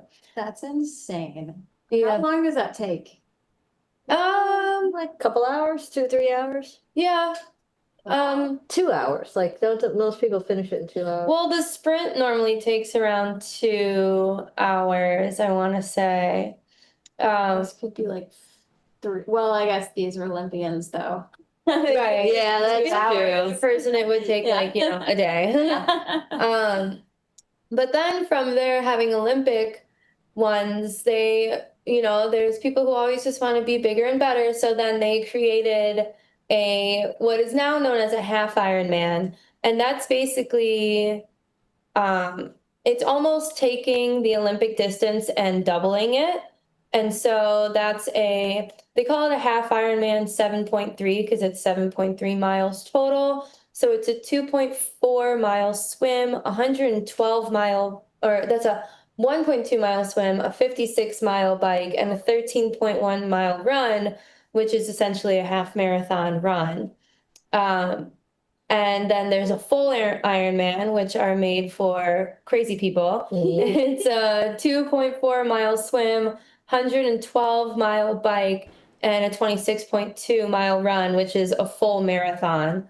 That takes people. How long is the swim on that marathon? On the full 2.4 on the Ironman. Full Ironman. Yeah. And at this point, that's the most official that's the longest, most official triathlon. The hardest one. Yeah. Yeah. Scott French's dad used to do those. What? Right. And he was always the oldest one, and like into his 80s he would do What? it. Yeah. Okay, speaking of life longevity. Yeah. Coming from training and doing a half marathon, I cannot imagine adding 1.2 miles swimming and 56 miles biking. Yeah. Right. And then Patrick doing his full marathon would not want to swim 2.4 miles and 112. Yeah, right. That's insane. And I feel like the swimming is the part that people underestimate, because, a half mile or a mile, whatever, that's nothing. But like when was the last time that most of us swam consecutively for half more mile, yeah. than like 15 minutes? Right. Like, no one does that. I mean, you swam today, and you think you did what, an eighth of a mile or a quarter of a mile? No, I did a half mile. Oh, it was a half mile. Yeah. Okay. But that took you how long? Like 25 minutes. Okay. Yeah. I want us to, so imagine that. And then imagine, like me, for example, I struggle with 4 laps in the pool. And that takes me about maybe 2 minutes. And so to put that in perspective with your training, Taylor. Oh, yeah. Well, that's how I started too. Yeah. Because I was like, okay, I can run, I can bike. Biking's my best leg, they call it, of the 3. But swimming, I hired a coach, and I was like, I don't know what I'm doing. Like, she hired a coach. Yeah, she got a coach. Yeah. Yeah, and I told her, I was like, I don't want to be fast. First of all, I don't care about my times in this. Yeah. I just want to finish. I don't want to... Without dying. Yeah. I just want to cross the finish line. But I told her, I'm like, how do I move my body most efficiently in the water to conserve energy? Got it. And she says, and a lot of other forums I've been reading say that since the swimming is first, and biking and running are hardly any upper body, it's mostly lower. A lot of people just don't even kick in the swimming part. It's all pulling yourself with your arms. That's so hard also. Yeah. And it's instinct to kick. Like when I first got in the water, I would go and be flip, flip, flip, like kick like a madman. Yeah. And my coach had to be like, stop doing that. You're not going to drown. You're fine. Just use your body. So. Oh my gosh. So not even, because I was wondering, breaststroke or freestyle is more efficient. So freestyle gets you the farthest, like in the shortest amount of time. Breaststroke is good for if you're needing a break and need to focus on your breathing. Got it. And if you super need a break, it's not frowned upon to backstroke. Okay. But then you can lose your sense of direction. Right. And that's like a big thing, especially this one is in Lake Michigan. So, there's no line on the bottom of the pool that I can follow. And so we're learning how to, when I come up for air, also just take a quick glance at who's around me and where you are. Yeah. So is there something visible that like a tall flag that you swim out to and back? So from what I understand, for some reason they haven't posted the 2025 race map. They only have last year's, but I couldn't imagine it's too different. But we're swimming from one point to another. Like, we're not coming back. Okay. But I'd assume that they would put a quarter-mile marker. Yeah. And then a half-mile marker. Something you can see. Yeah, some sort of halfway point or something. And it's roped off from, like, the side, like the beach part. It's not roped off, though. Oh, not like Michigan. They can't rope that off. Yeah, I'm not really sure, honestly. Yeah. That would freak me out. Yeah. Well, and I'm worried about current. I don't like her in Lake Michigan, period, because all these people get pulled under by that current. So you better figure out what to do if you get in contact with that. Yeah. I don't know. I'm saying I'm going to be following all the other people. I don't know. Get, what is it? That's true. Spent? No. Tailwind? No, tail. No. What do they call the bikers in the Tour de France where they they follow the person in front of them to kind of I could have got that. Get a relief. Oh, I don't know about like relay kind of thing. Yeah, if you follow a biker right behind them, the wind isn't so on your own. It's like stealing someone's shade. Yeah, Yeah. You could just kind of kick in someone's shadow in their wake. Yeah, and that actually might not work in the water. Right. I'm trying not to get kicked in the face. Yeah. Yeah. Well, there's that too. Yeah. So, but the training's been really fun for it. You typically, when you're training for it, you break up your week into 6 days, 2 for each leg. So 2 running days, 2 swimming days, 2 biking days. And then you break up each of those into, the people who are really into it focus on like their heart rate zone and what zone they're in. And so there's one day that you don't want to get above zone 2, and you just want like for the endurance part, and you go like a nice long bike ride, a nice long jog, which nice long jog doesn't commit to me like that. I die on all my jogs. Yeah. And then the other day is you want a high heart rate zone, you want intervals, you want sprints and fast swimming and XYZ, and then calm. And I haven't gotten there yet. Like I said, I'm just trying to finish. Right. Well, it's your first one, so Right. But yeah, and it's fun. There's a lot of like open water is a big thing. If some triathlons happen in pools, but a lot of them use the open water resources that they have around them. And so in doing so, there is a lot of opportunity to meet other triathletes who also are training for maybe not the same race that you're in, but another local one. And you go like I was going to Crystal Lake Beach on Saturday mornings at their reservoir and training with some of those people, or Ohio Street Beach in the city has an area that you can do. So you kind of like make friends, and then I'm not expecting to see anyone. I think there's like thousands of people at the race, but it'd be nice to run into someone that I've met while practicing. And While you're dying. Right. While you're on your last leg. Right. Because like, I don't know about you, but I mean, maybe in the half marathon, was there ever someone that was also dying with you and you were like, oh, we're friends now? Yeah, right. We're dying brothers. Right. No, but it was the sweetest to have my parents at the top of the hill. Oh my gosh, actually we're right next to it. They call it 12 South. Oh, yes. That's right nearby where we are. There's this huge hill of all these retail and restaurants, and my parents were cheering on my husband and I. Up at the top of the hill, right when and you saw them, yeah. Because sometimes you don't see them all. You don't see the people on the sidelines because you almost missed us in that last one. Yeah, I did like a 8K in March, and I did almost miss you, but you found us. Yeah, yeah, I did. So you'll survive. The race is August 23rd and 24th. Yes. Your run is the 23rd or the 24th? The 24th. And then also some people, I think they allow you to do it like a relay race. So I think you can have 2 to 3 people. So like a team. Yeah, you do the swim and then I do the bike. That's the way to do it. Yeah, right.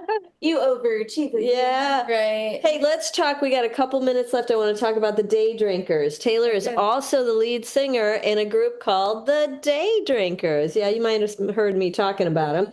Rock on. So Day Drinkers are playing this weekend in a thing called the 56 Music Fix, which is in Mount Prospect.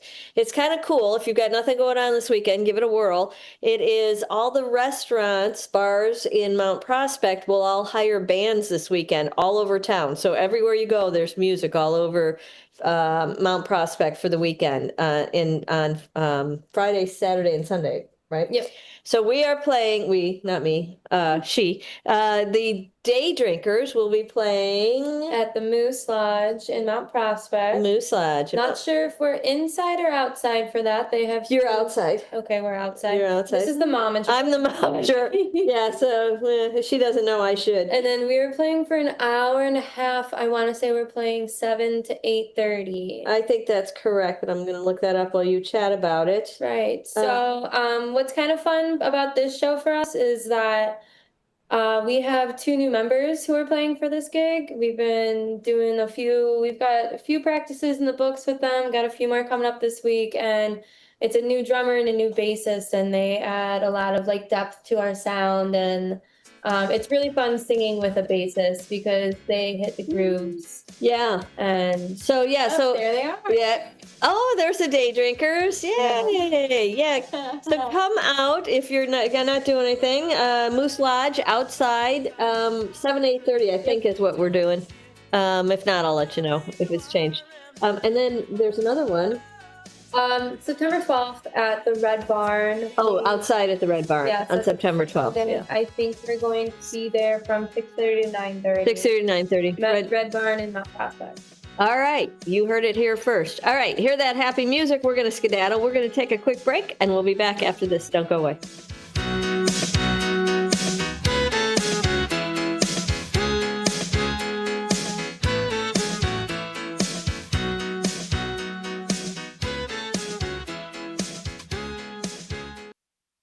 With your 1410 WRMN News Flash, I'm Sean Kernan. Brought to you by Progressive. Will County Community Healthcare has expanded its services at a new, larger location in Bolingbrook. Now at 391 Quadrangle Drive, Suite 130, the center offers expanded primary care for residents ages 5 and older, as well as behavioral health and family planning services. Contact them for further information. The Elgin Symphony Orchestra has achieved a historic milestone, earning both Professional Orchestra of the Year and Conductor of the Year honors from the Illinois Council of Orchestras. This marks the first occurrence of the ESO receiving both distinctions in a single year. Naperville residents will have an opportunity to recycle styrofoam and several other items during a special collection event set for Saturday, September 6th, held at Route 59 station on Fairway Drive from 9 a.m. until noon. The event welcomes clean styrofoam cups, clamshells, rigid packing, and meat trays. With your 1410 WRMN News Flash, I'm Sean Kernan.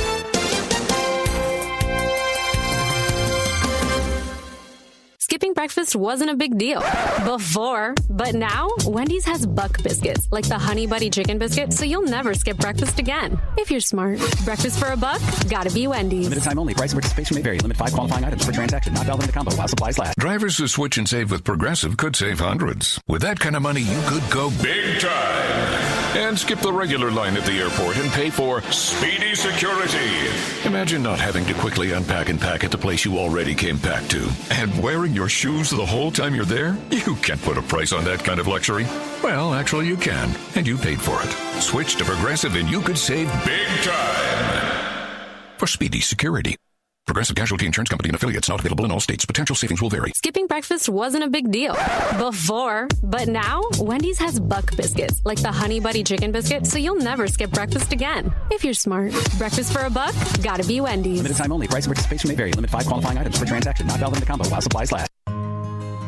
For nearly 50 years, the DuPage Senior Citizens Council and Kane Senior Council have been dedicated to serving seniors in DuPage and Kane counties. Established in 1975, the DuPage Senior Citizens Council is a volunteer-driven 501c3 non-for-profit organization committed to helping older adults live with dignity. From providing nutritious meals to offering support services, the Kane Senior Council is there every step of the way. With programs designed to enhance independence and quality of life, they're proud to make a difference in the lives of their senior neighbors. To learn more or to volunteer, visit them at 418B Airport Road in Elgin or head to their website at caneseniorcouncil.org.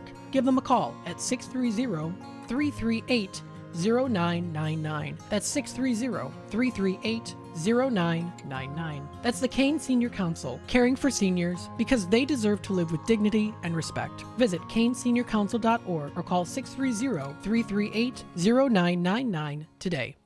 This is Sarah Silver with your Fox Valley forecast. This afternoon, a slight chance of showers and thunderstorms, mostly sunny with a high near 86. Tonight, showers and thunderstorms likely between 11 p.m. and 2 a.m., mostly cloudy with a low around 70. Tomorrow, showers and thunderstorms likely before 1 p.m., mostly cloudy with a high near 82. Currently, it is 86 and overcast. I'm Sarah Silver on the Talk of the Town, WRMN.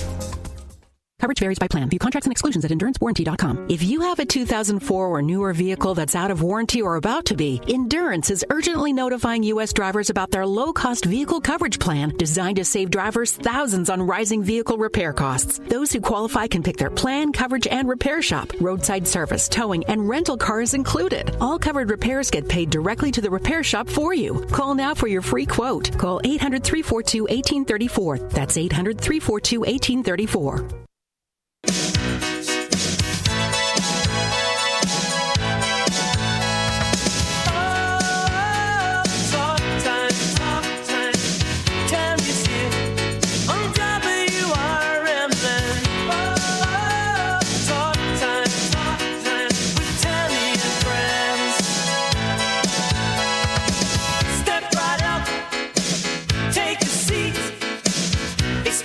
Time with Tammy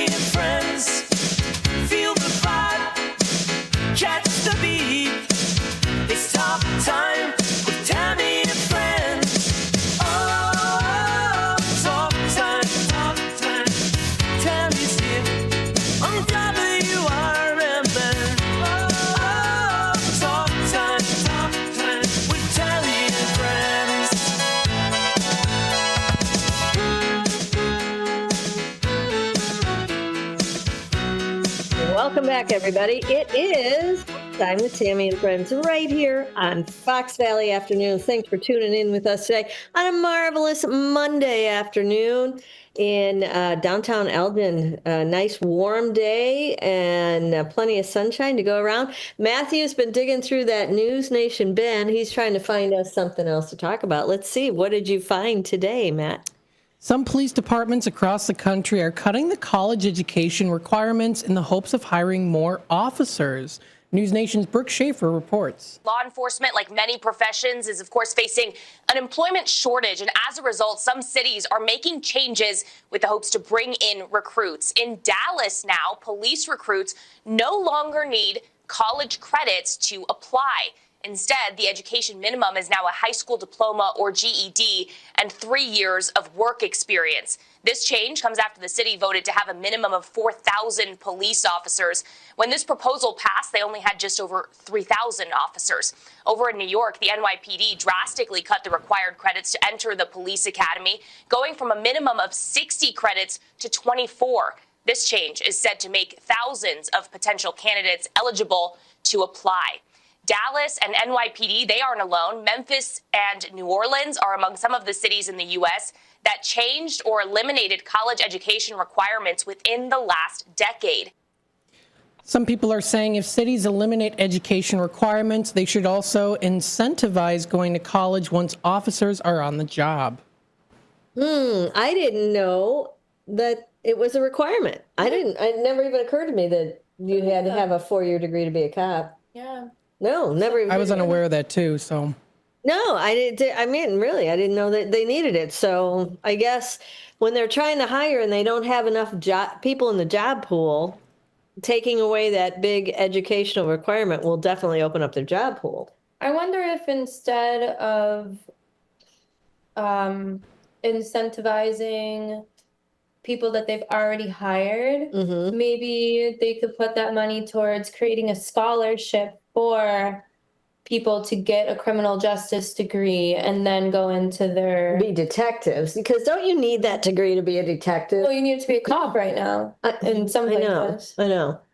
So instead of like incentivizing them when they're already hired, incentivize them before and give them that conditional, you can go to college, but you have to give us 5-10 years, whatever, at this department.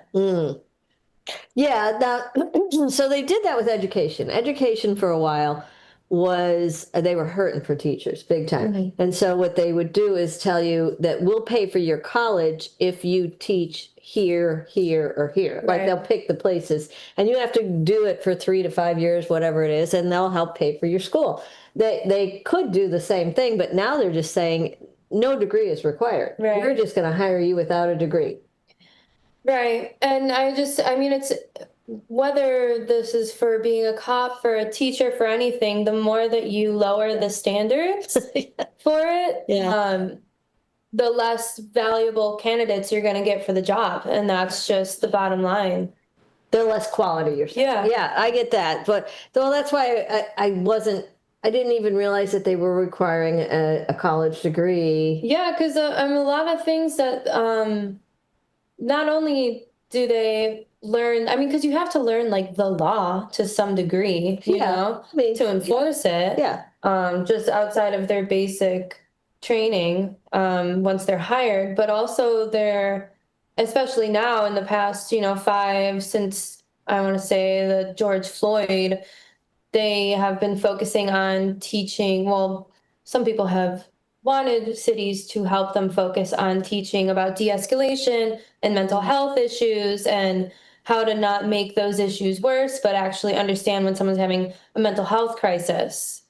That's a whole different side of training, right? But that there's a little bit of that in the criminal justice degree. There should be a lot. Yeah, there should be a lot of that. I mean, and maybe that's the answer, is that we're not training correctly to the job. Right. Like, they don't need a college degree, but they do need extensive, specialized classes to take in their police officer training. Well, as part of the training once they're hired, trained to learn those coping skills with all of that mental health. I mean, because who do you call? You call the cops, and the cops don't know what to do with that sometimes. Right. I It's mean, mental health. It really is. Yeah. Yeah. So it's a whole different thing. Couples therapy, training, all of it. Yeah, the domestic side, the domestic abuse, whatever happens. Yeah.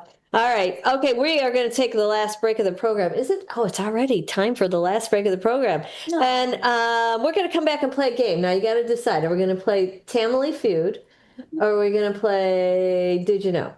I like Tamily Feud. Tamily Feud? All right, Tamily Feud it is. We're going to take a quick break. We'll be right back. If I can find my Tamily Feud, we're going to play it. There we go. Okay. Don't go away.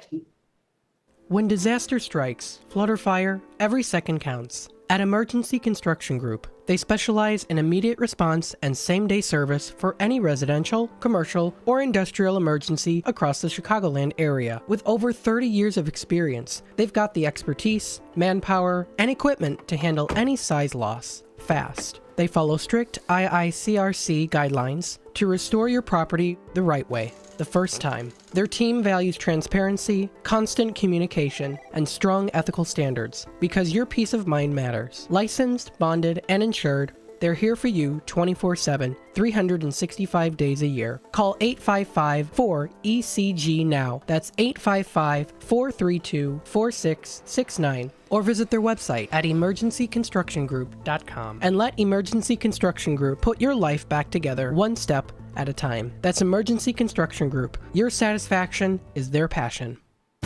Businesses come in all shapes and sizes. Integrity doesn't. For more than a century, the Better Business Bureau has set the standards for how businesses should operate honestly and ethically. So when you're looking for a business you can trust, check to see who's BBB accredited and who isn't. Always choose the better business. Look for the BBB seal because it's looking out for you. That's why it's the sign of a better business. And find a better business anytime at bbb.org. You're still glowing, flirting, grooving. You still got it. But your immune system weakens as you age, making it harder to fight flu, pneumococcal pneumonia, RSV, and COVID-19. Vaccines are a key part of any health routine and help strengthen your immune response. Ask your doctor or pharmacist which vaccines you need. Schedule in minutes at vaxassist.com. Sponsored by Pfizer. If your idea of therapy involves a fishing rod, a tree stand, or a campfire, then you need American Outdoors Radio. Host John Cruz speaks your language, whether it's about the best lures, tracking game, or that one buddy who always forgets to bring the beer. John's got the tips to sharpen your aim, the hacks to pack lighter, and the stories to keep you entertained. Again, that's American Outdoor Radio with John Cruz. Saturdays at 7 a.m. on WRMN 1410. Or stream it at WRMN1410.com. Get ready to outfish, outhunt, and outcamp them all on American Outdoor Radio with John Cruz.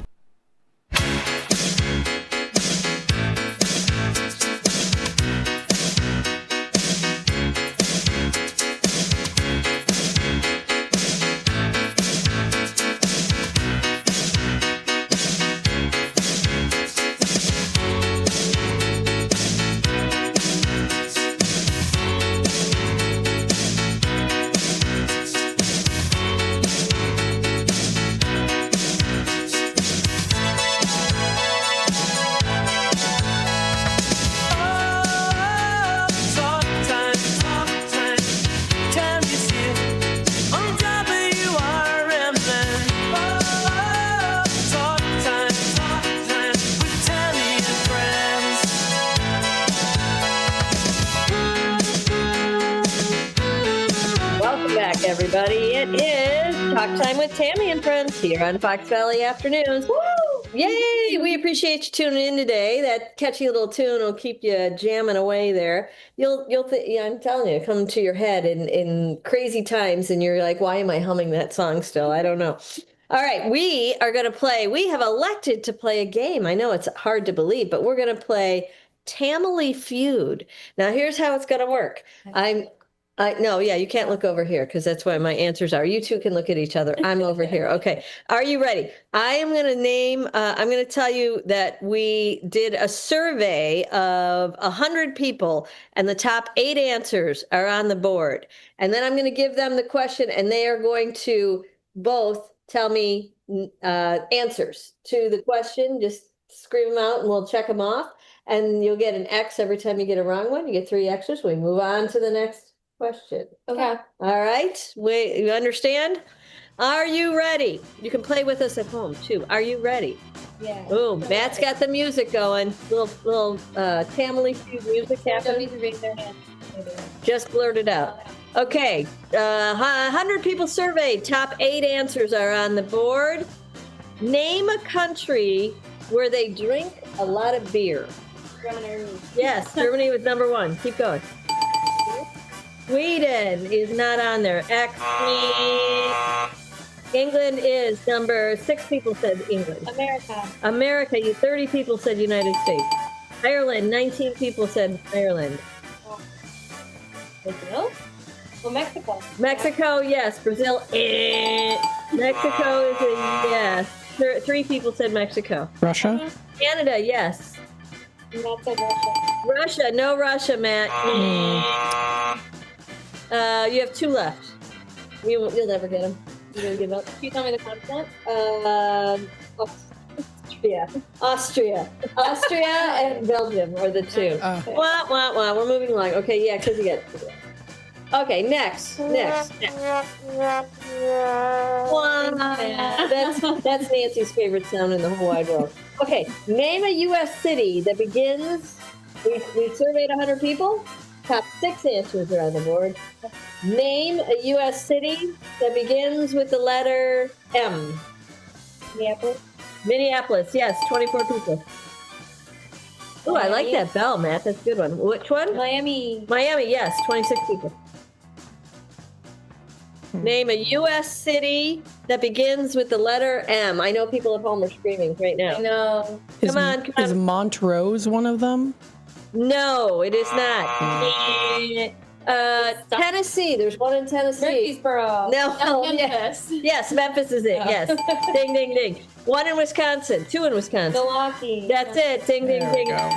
Madison. That's it. Ding, ding, ding. 1 in Alabama. Nope. Montgomery. That's it. Ding, ding, ding. Yay. Next question. 1, 2, 3, 4, 5, 6, 7, 8. We surveyed 100 people. The top 8 answers are on the board. Name a vegetable that people grow in a garden. Yay! Tomato is number 1, 26. Carrots is number 2, 20. Cucumber. Cucumber is number 3, Matt, 17. Onions is number 8. Peppers is number 4. 14 people said that. Corn? No corn. Mary said apple. Apples, no apples.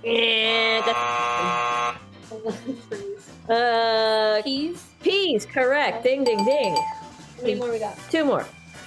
We've grown, and Declan has this in his garden as well. That's it. Green beans. 1 more. Onions? Squash? Onions, we already got. No squash. And the watermelon. Eggplant? Lettuce. Lettuce or cabbage. Wah, wah, wah. Very close. You missed 1 on that one. Moving on. The next question. We have 1, 2, 3, 4, 5. Top 8 answers are on the board. 100 people were surveyed. Here is the question. At what age is somebody considered too old to drive? 6 answers. 80. 80 is number 1 with 33. 100. 100 is on there. 1 person said it, Matt. You and 1 person. 90. 90's on there. 17 people said 90. 85. 85. 25 people said 85. 83. No, 83. 75? 70. Let's see. Yeah, 75. 13 people said 75. I know. Keep going. Noise. 87. Yeah, 95. No, yes, Mayor got 95. 2 people said 95. You got 3 X's down. 2, yeah, it is 3 X's. And you got 2 more on there. One is 70 and one is 75. Or 65. 65. Yeah. 65? 65? Stop it! You can't drive. That's holy water right there. Yeah, right. That's the right response, Matt. All right. We surveyed 100 people, and the top 8 answers are on the board for the 5th question. Are you ready? Name something people do to get rid of a headache. Admin. Take a pill. 31 people said that. Water. Let's see. Cold. I don't see water. Water. Nap. Yes. Eat. Eat. Yes. 15 people said eat. Sleep. Nobody said sleep. Yeah, I know. Let's see. What else would you do if you get headache. Yeah. I take a pill. That usually does the trick. Okay, are we giving up? We got one up. Got any more? What else do you do? That's it. A cold or a warm compress. 12 people said yes. What else? Anything else? Stop drinking alcohol. No. Or drink more alcohol? Yeah, no, that's not on there. Okay, I will tell you the other 4. Caffeine. Take caffeine. 10 people said take caffeine. 6 people said they massage their temples. 3 people will dim the lights. And 1 person will do yoga or exercise. Who wants to exercise? Yeah, what kind of idiot wants to do that? No way. All right, next game. We're moving on to the next game. We surveyed 100 people, and the top 8 answers are on the board. Are you ready? Name something that might get canceled. TV show. That's it. Number 20. That's 27 people said that. That was number 1. Birthday party. Hold on. No birthday party. No concert. Flight. Airline flight. Yes. 18 people said that. A wedding or engagement. No. Nobody said that. Might get canceled. What? Reservation. Yeah, no, meeting. I got a meeting, but that's about it. A meeting. We'll say a meeting. There's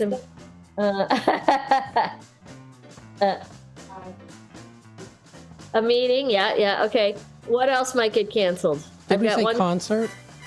No, not on there. She said it, but it's not on there. You cancel, so like a doctor's appointment?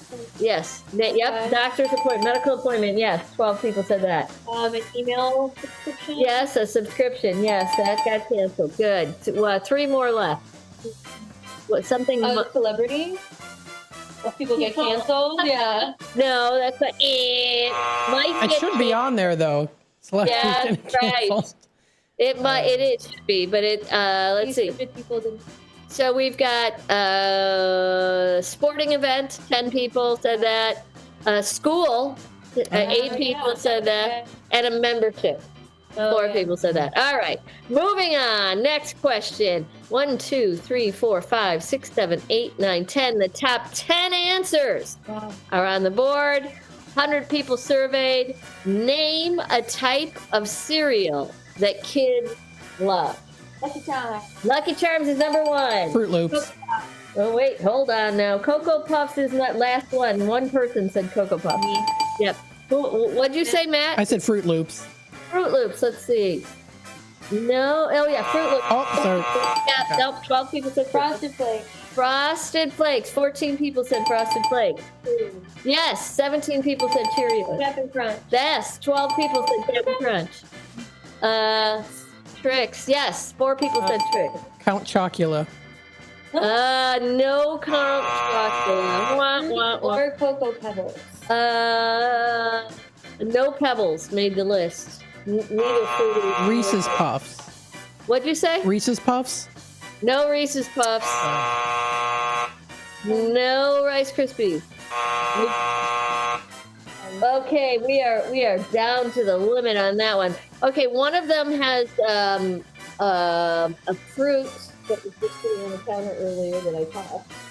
Strawberry? And that was on the counter. Tomato? In a bowl right there. Apple? That's right. Applejack? That's it. Applejack. Got it. That was since like 1999. And what about I don't know how else to tell you what this is. What shape is it? About the shape of a piece of toast. Cinnamon toast? Yes, and then the last one. Your favorite old lady TV series is Golden Girls. Golden Grams? Golden Grams. Oh, yeah. Golden Grams. Yeah, that was the last one. All right, now we've got one more question here. 1, 2, 3, 4, 5, 6. Okay, top 10 answers we're looking for. If a dog is considered man's best friend, what's a woman's best friend? Diamonds. Diamonds, jewelry, number 1. Yes. What about a cat? A cat? Yes, a cat made it. There's 3 people with a cat. A glass of wine. That would be a bottle of wine, A Matt. bottle. No wine. Wine didn't make it. Oh, no, it did, Matt. Oh, I'm Fine sorry. Well, yes. Fine wine. Yeah. Ding, ding, ding. 11 people said that. Shoes. 14 people said shoes. Shopping? Best friend. No, shopping did not make the list. Purse. A purse. Yes. Handbag.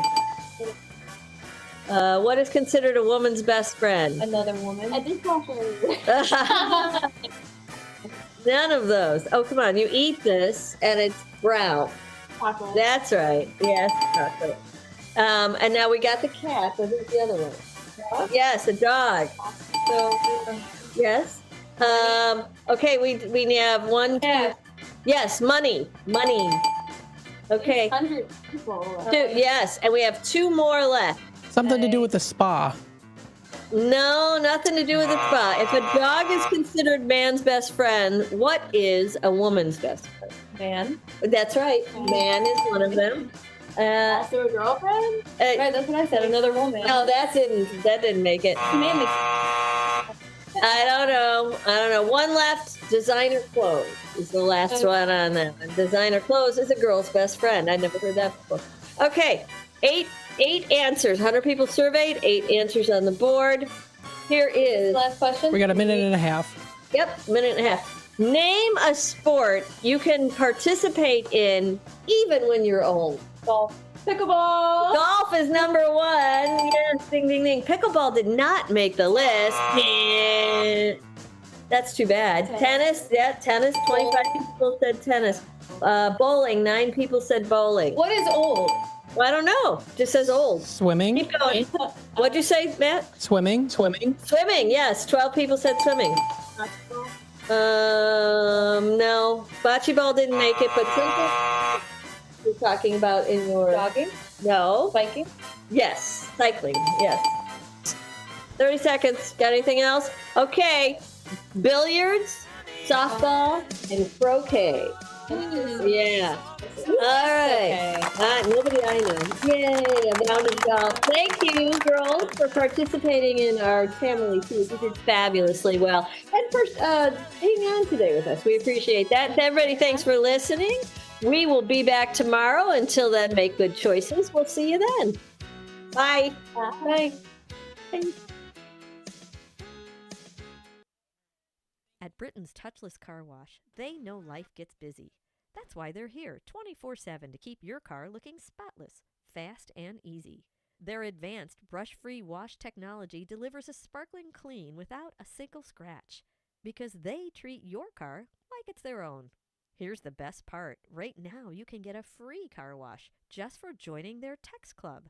It's simple. Just text BRITT to 30400, and your first wash is on them. Britain's Touchless Car Wash has 2 convenient locations, 1923 Larkin Avenue in Elgin and 555 Willow in West Dundee. They're proud to keep your car clean while giving back to our community. Text BRITT to 30400. That's BRITT to 30400. Now for your free car wash, and see why Britain's Touchless Car Wash is the fast, gentle, and reliable choice. Your hometown radio station since 1949. We are WRMN AM 1410, Elgin time, 4 o'clock.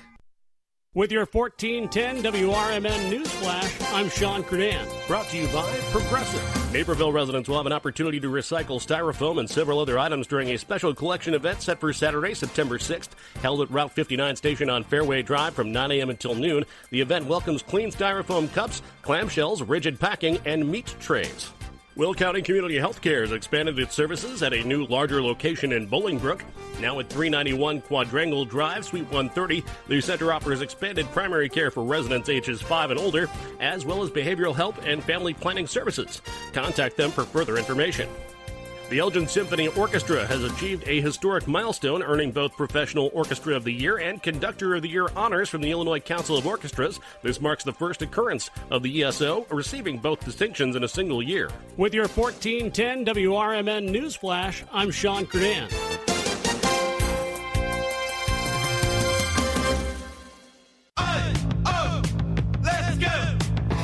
You're still glowing, flirting, grooving. You still got it. But your immune system weakens as you age, making it harder to fight flu, pneumococcal pneumonia, RSV, and COVID-19. Vaccines are a key part of any health routine and help strengthen your immune response. Ask your doctor or pharmacist which vaccines you need. Schedule in minutes at vaxassist.com. Sponsored by Pfizer. Wesley Financial Group is not a law firm, and Chuck McDowell, definitely not an attorney.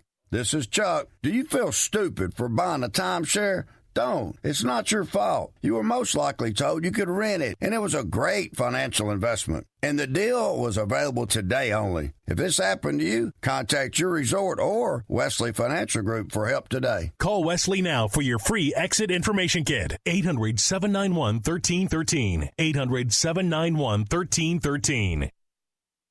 From the pages of the Elgin newspapers of 100 years ago today, these are the headlines brought to you by the Elgin History Museum.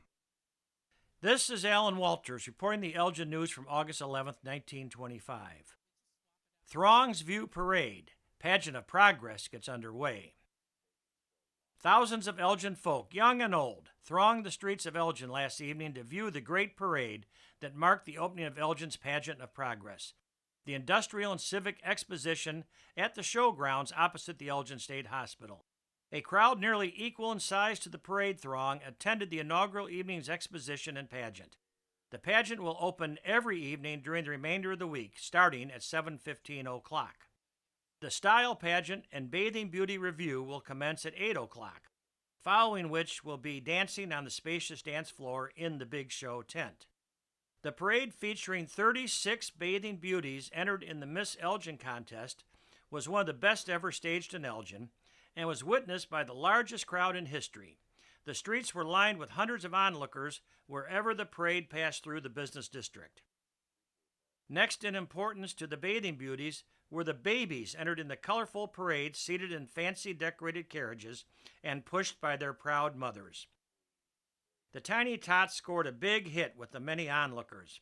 A baby carriage pulled by Bruno, a large dog owned by Charles A. Severance, scored a special hit with the crowd.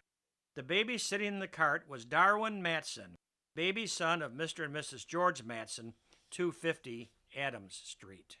Elgin 100 years ago is a presentation of the Elgin History Museum. Be sure to visit the museum located at 360 Park Street in Elgin, open Wednesday through Saturdays 11 to 4.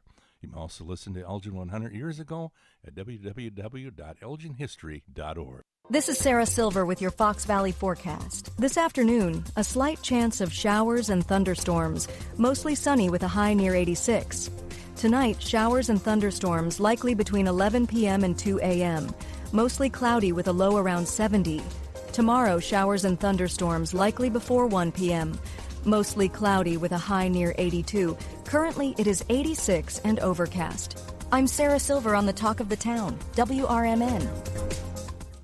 Coverage varies by plan. View contracts and exclusions at endurancewarranty.com. If you have a 2004 or newer vehicle that's out of warranty or about to be, Endurance is urgently notifying U.S. drivers about their low-cost vehicle coverage plan designed to save drivers thousands on rising vehicle repair costs. Those who qualify can pick their plan, coverage, and repair shop. Roadside service, towing, and rental cars included. All covered repairs get paid directly to the repair shop for you. Call now for your free quote. Call 800-342-1834. That's 800-342-1834. Chicago defense attorney Mark Schieblo has co-authored the book titled DUI Jury Trial, which is a true story of a DUI case that he defended. The accused was an Illinois truck driver arrested for driving under the influence of alcohol. This book contains facts about the case from the date of the arrest up to the jury's verdict, and this nonfiction novel also includes the transcripts from the jury trial itself. The book DUI Jury Trial is now available on Amazon.com and BarnesandNoble.com. Hi, this is Sue with Newman's Corner Pub in Hampshire, Illinois. Are you looking for the perfect hangout spot? Swing by Newman's Corner Pub right at the corner of 72 and State Street in Hampshire. Enjoy fantastic drinks, live music. One crowd that makes every visit special. Test your luck with our hot slots and our Queen of Hearts drawing every Saturday at 3 p.m. Challenge your friends to darts or pool while you're here. Newman's Corner Pub, where every day feels like a weekend. Visit us at Route 72 and State Street in Hampshire. That's Newman's Corner Pub, your new favorite spot.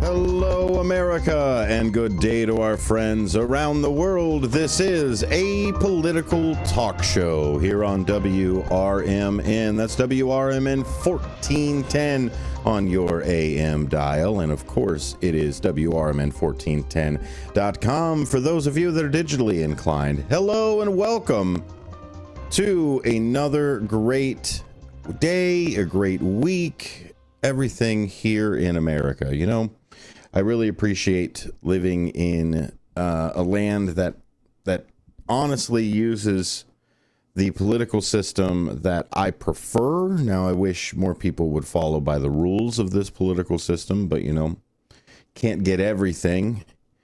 The cheaters are going to cheat, right? Or at least that's what the scriptures of Taylor Swift tell us. Thank you all for being here. I always like to start out the week with with just a recap of what we do here on a political talk show. We make sure that we open up a discussion. We open up the floor. We make sure that people can talk and say things. Thank you very much, Matthew, for hitting that button for me. I appreciate that. This is a political talk show here on WRMN. Thank you for being here. Again, those of you on the AM dial that are joining us now that the switcher has done the thing it's supposed to be doing. Here at a political talk show, what we like to do here at the beginning of the week, at the top of the show, and so we like to talk about really the premise of the show and why we have it here. There's a lot of places where we can't have a conversation, where we can't talk, we can't think about politics. It's become such a, I don't know, a social weirdness of I guess being able to have a conversation about something, right? Put it right up there with politics or some of the more risque type of things to talk about.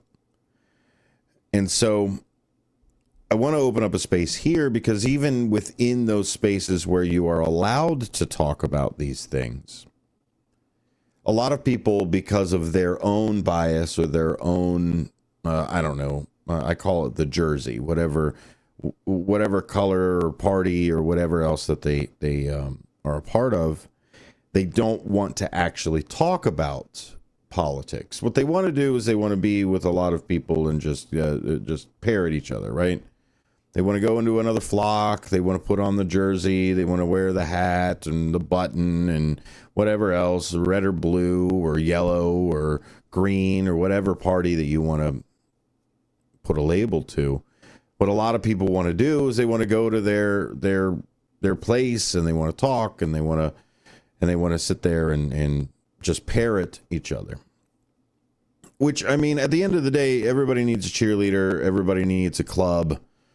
Right, I don't join the train club and go around and talk about how great airplanes are. So I understand why people need those spaces, why they need to be able to communicate that way. But what we've lost with this us and them divisiveness, with this really polarization for everything, is we've lost a space where we're able to actually communicate with each other and actually be able to talk and exchange ideas and challenge those parrots. I'm not going to say that I don't throw out cliches like everybody else does. Our entire, I guess, jargon in America is mostly based off of idioms and hyperbole. It's just the way that we speak. Everything's bigger in America, even our language. So what I aim to do here with this show is allow us a chance to look at everything kind of stripped from the party side.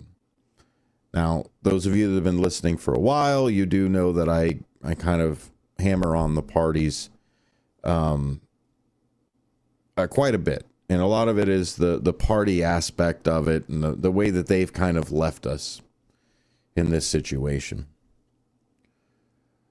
So part of what we do here on WRMN and then ipso facto here on Apolitical Talk Show is we try to keep as much of the political bias out of the discussion. Now, I'm not going to say that my own bias doesn't eke out or somebody else's bias or things like that. But the issue is that a lot of times when you go to a different station or you jump onto a different show or you send out texts or information to each other, you just get ridiculed or the pejoratives come out. Oh, you must be an idiot for believing that this is this over here.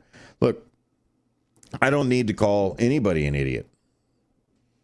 Idiots make themselves known quite often. I don't need to point at somebody and beat them to the chase.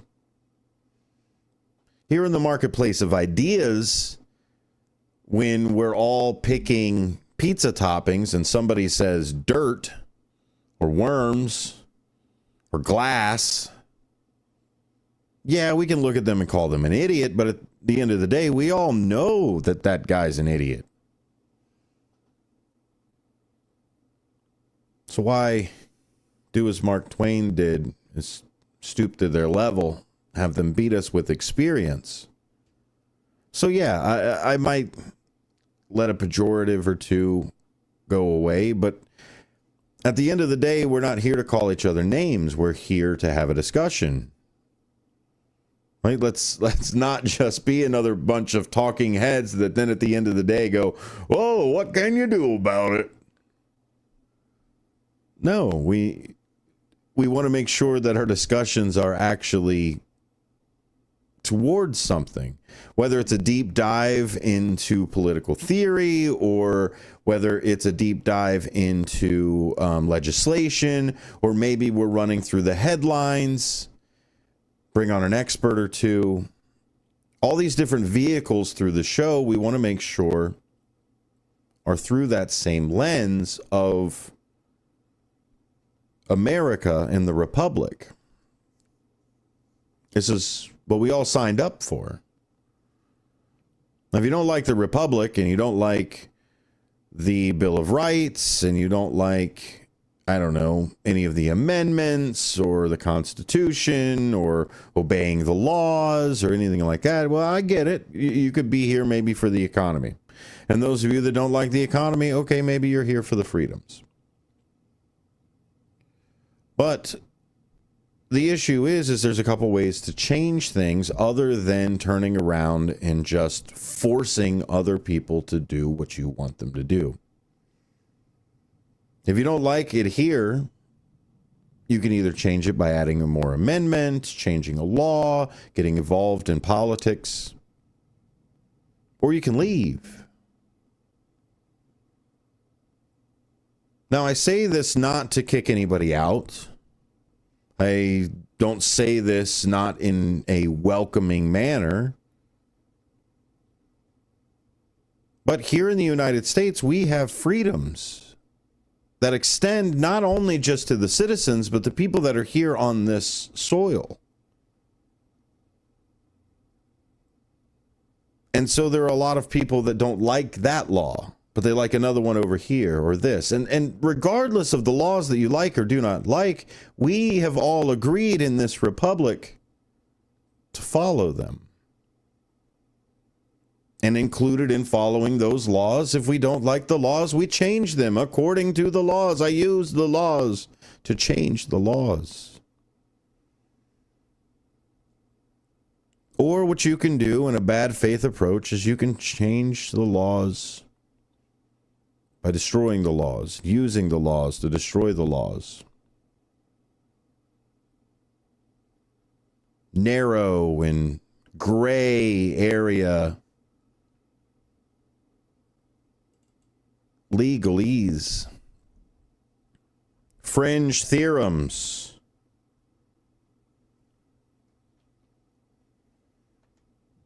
all of these different things that we talk about, the Overton window, Plato's theory, Madison, Johnson, Machiavelli, Chomsky. All these different theories that we bring together at the table here and we discuss them, we're not here for the parrot. We're not here for the party. We're here to understand the way that our world works and operates and how we can find the fairest system. And a lot of that comes from speaking the same language and having the courage to hear something that you may disagree with. And on this show, and hopefully if we ever meet each other in person, we can keep that good faith approach, objective facts, not just hyperbole, not just parroting. Yeah, you want to sprinkle some of that in? Let's go. But at the end of the day, what has happened is we have drawn lines in the sand and said we can't talk to anybody on the other side of that line. I'm not saying we platform anybody. I'm not saying we throw a parade for another side. I'm saying we can't talk to them.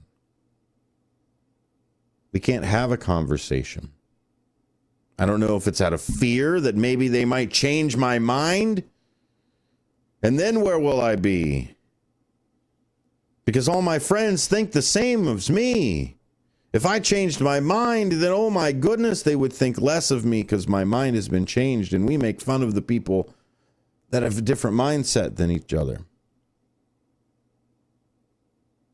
Could it be laziness? Nobody wants to really know. They just want to be told their marching orders. Yeah, there's all kinds of different ways that we are razzled and dazzled and pulled for the party and the propaganda. But at the end of the day, we're still living, breathing brains and stomachs. Arguably, that's really what drives us. But at the end of the day, we have to live together. So talking about the rules of how we live together, who's supposed to take out the trash? Why are we supposed to lock the door at night? All the different rules for the roommates that we have here on Earth. Thomas Paine said, I'm a citizen of the world and my religion is doing good. It's very simple. Bring it right back down. So here on the show, we want to make sure that we always try to open up the door for discussion. And a few different ways to do that. You can always text the station, 505-926-1410. 505-926-1410. You can also leave a voicemail. I don't have to play it. I'll get it as a text message too. You can also send me a message. I get a couple emails throughout the week. That's sonar@WRMN1410.com. I'm out there on the internets at Sonic Engineer. Find me a few different places. Reddit's probably where I interact with the most. But all of these different places, I encourage you that at any time I go too far on the bias side, if I take it to the point where somebody doesn't feel welcome to have a conversation here, please, by all means, let me know.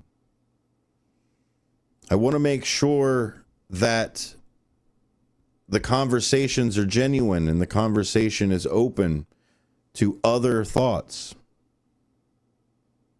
I don't like living in an echo chamber. That's why I try to read even the fringe things. So part of that today, we are going to be talking about some of the headlines. We're going to open up the headlines for the second hour for the headlines. And if you have one, if you've got a political theory that you want to talk about or dive into, please go ahead and send it over. 505-926-1410. I also got the YouTube chat open. Appreciate those of you that are already over there. That's for the second hour. For the first hour, what I have decided is to bring it kind of back to a Monetary Monday type of side. And there was a question in a town hall meeting recently that I would like to kind of dive into. There's a town hall meeting in Oklahoma, and one of the ladies had asked a question. Was how much does fascism cost? And I mean, academically, it was a really cool, intriguing side of it. Politically, as an American and everything else, oh my goodness, yeah, does it cost a lot of money? I don't want to be a part of it. But like most things that the government does and where they spend their money, I'm not a big fan. Now, of the things, yes, the multitude of things that they spend on, for the most part, are good causes. I just think they're disproportionately funded. But it's neither here nor there. What I wanted to talk about, the question that I wanted to ask myself was, how do citizens end up financing the very system that erodes their freedoms?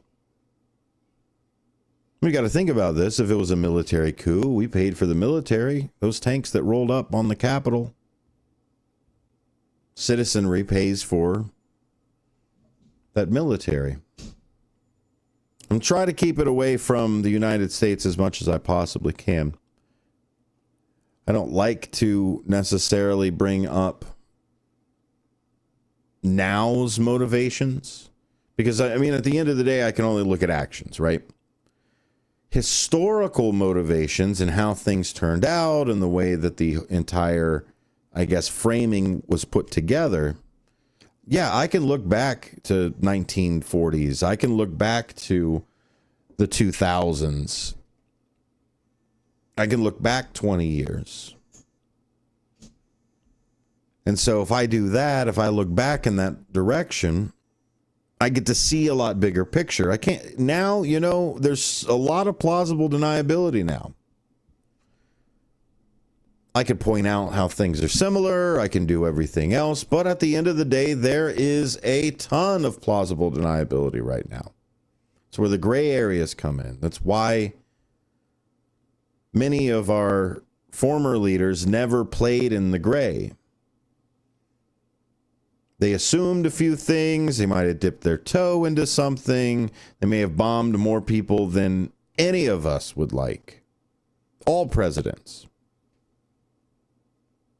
But no one's ever played in the gray. No one's ever said, you know what, I'm going to set up camp over here and live in plausible deniability. We hear a lot of, we can do it. So, government leader, you plan on doing X, Y, and Z. That doesn't really sound too ethical. Why would you do such a thing? Well, we can do it. Even if you take the ethical aspect of it out. While they were talking about the gerrymandering for having it in the middle of the side of it. And that's the thing. So their beef is not gerrymandering. I want you guys to know that. Their beef isn't the gerrymandering side of it. Now, did all Democrats try to pass federally that gerrymandering should be wiped away? Yes, but how, in theory, would you do that? You'd put in a third party, or put the maps together, an independent party. But I think it passed because the other side, the Republican side, didn't want to pass it that way. And honestly, the Democrats are better at gerrymandering. Now, I wouldn't put places in like Delaware or anything like that because, you know, a single seat isn't gerrymandering. But there are places that don't have any Republican representation. And so I understand the frustration of it. But what I don't understand is if you don't like it, then you should have voted for the removal of said gerrymandering. And what really everybody's mad about is this mid-decade redistricting. That's all it is. They've decided that this part of the game, the gerrymandering game, is exactly what they would do or live on and be a part of. All of them, all the parties decided that. That's how they keep the third parties out.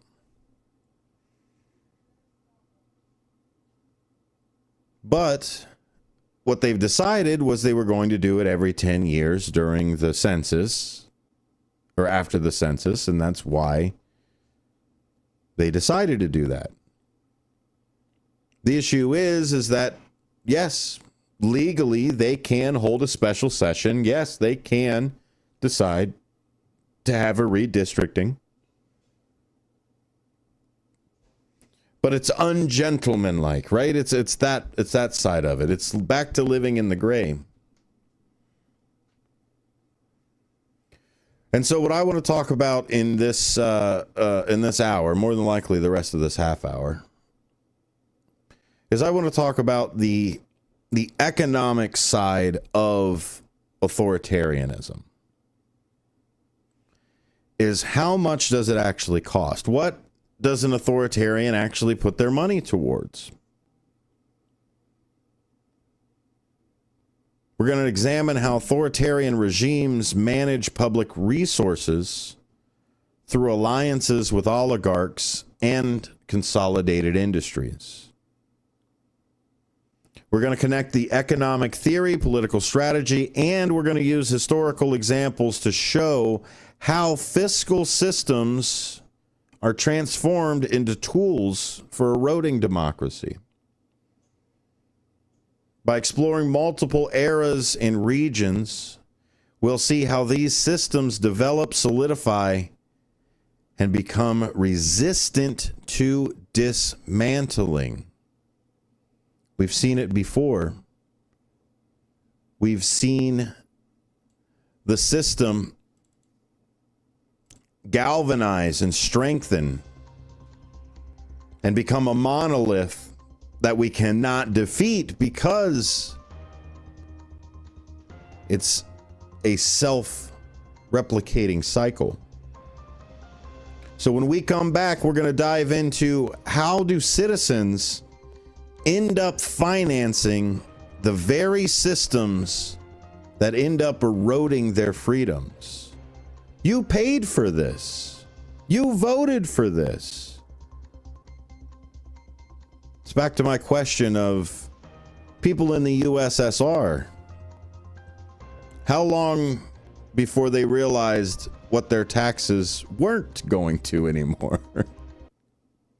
With your 1410 WRMN News Flash, I'm Sean Kernan. Brought to you by Progressive. A small private plane made an emergency landing at the Highlands Golf Course in Elgin on the evening of August 6th. Authorities were alerted by the Federal Aviation Administration just after 8 p.m. about a mechanical issue forcing the aircraft down. Elgin police and fire swiftly responded, locating the plane and checking on its occupants. Fortunately, no one was injured. The Ales and Tails fundraiser, hosted by Pause for a Cause, is inviting pet owners to bring their photogenic dog or cat out to be featured potentially on next year's West Coast Wizard Beer, a special release from Miskatonic Brewing. You can submit a photo, a $10 donation, and a short description. All proceeds benefit veterinary care. Aurora officials are moving forward with a plan for a new sound wall along Orchard Road, aiming to shield West Side residents from ongoing traffic noise. The project, seeking to replace the existing wooden fence with a more effective concrete barrier, has experienced several delays despite an intergovernmental agreement with Kane County. With your 1410 WRMN News Flash, I'm Sean Kernan. Okay, raise your hand if you want to make your life a little bit easier. Great. Now raise your other hand if you like to be comfortable. Perfect. Now that you have both hands raised, imagine putting on your shoes. And that, folks, right there is your answer to an easier, more comfortable life. Go hands-free with Skechers Slip-ins. This is footwear you don't need your hands to put on. They can be raised in the air, and you can just step it and go. Why don't you experience what people can't stop talking about? Life-changing Skechers Slip-ins. Get your Slip-ins at a Skechers store, Skechers.com, or wherever stylish footwear is sold. Now there's a new way to take charge of your blood sugar. Introducing New Garlic Healthy Blood Sugar Formula from the makers of the nation's best-selling garlic supplement. New Garlic helps maintain healthy blood sugar levels with clinically supported levels of garlic, plus a custom blend of vitamins and minerals, and it's odor-free. Take charge of your blood sugar with New Garlic Healthy Blood Sugar Formula. These statements have not been evaluated by the FDA. This product is not intended to diagnose, treat, cure, or prevent any disease. Use as directed. Are you dreaming of a getaway? Want to leave the stress of daily life behind? Whether it's a relaxing cruise or an adventurous land escape, planning the perfect vacation doesn't have to be a hassle. At Cruises International, they specialize in vacation destinations, land and sea, making your dreams come true. Located at 1721 Moon Lake Boulevard in Hoffman Estates, Cruises International isn't just about booking travel. They're your personal concierge, trusted travel advisor, and advocate. Your preferences are unique, and they'll take the time to understand exactly what you're looking for. From personalized service to their global network of specialists, they ensure that your vacation is tailor-made just for you. It's time to plan the vacation of a lifetime. Call 800-255-7447. That's 800-255-7447 today and speak to a cruise and vacation expert. Cruises International. It's time to set sail to your dream destination. This is Sarah Silver with your Fox Valley forecast. This afternoon, a slight chance of showers and thunderstorms. Mostly sunny with a high near 86. Tonight, showers and thunderstorms likely, mostly cloudy with a low around 70. Looking ahead to tomorrow, showers and thunderstorms likely, mostly cloudy with a high near 82. Currently, it is 86 and mainly clear. I'm Sarah Silver on the Talk of the Town, WRMN. If you didn't think skipping breakfast was a big deal, you'd be right. Before. But now, Wendy's has Buck Biscuits. We're talking sausage, egg, and cheese biscuit, bacon, egg, and cheese biscuit, or even the Honey Buddy chicken biscuit for just $1 each. Seriously, you can get all three if you want. They're just $1, so you'll never skip breakfast again. If you're smart. Breakfast for $1? Gotta be Wendy's. Limited time only. Price and participation may vary. Limit 5 qualifying items per transaction. Not valid in combo while supplies last.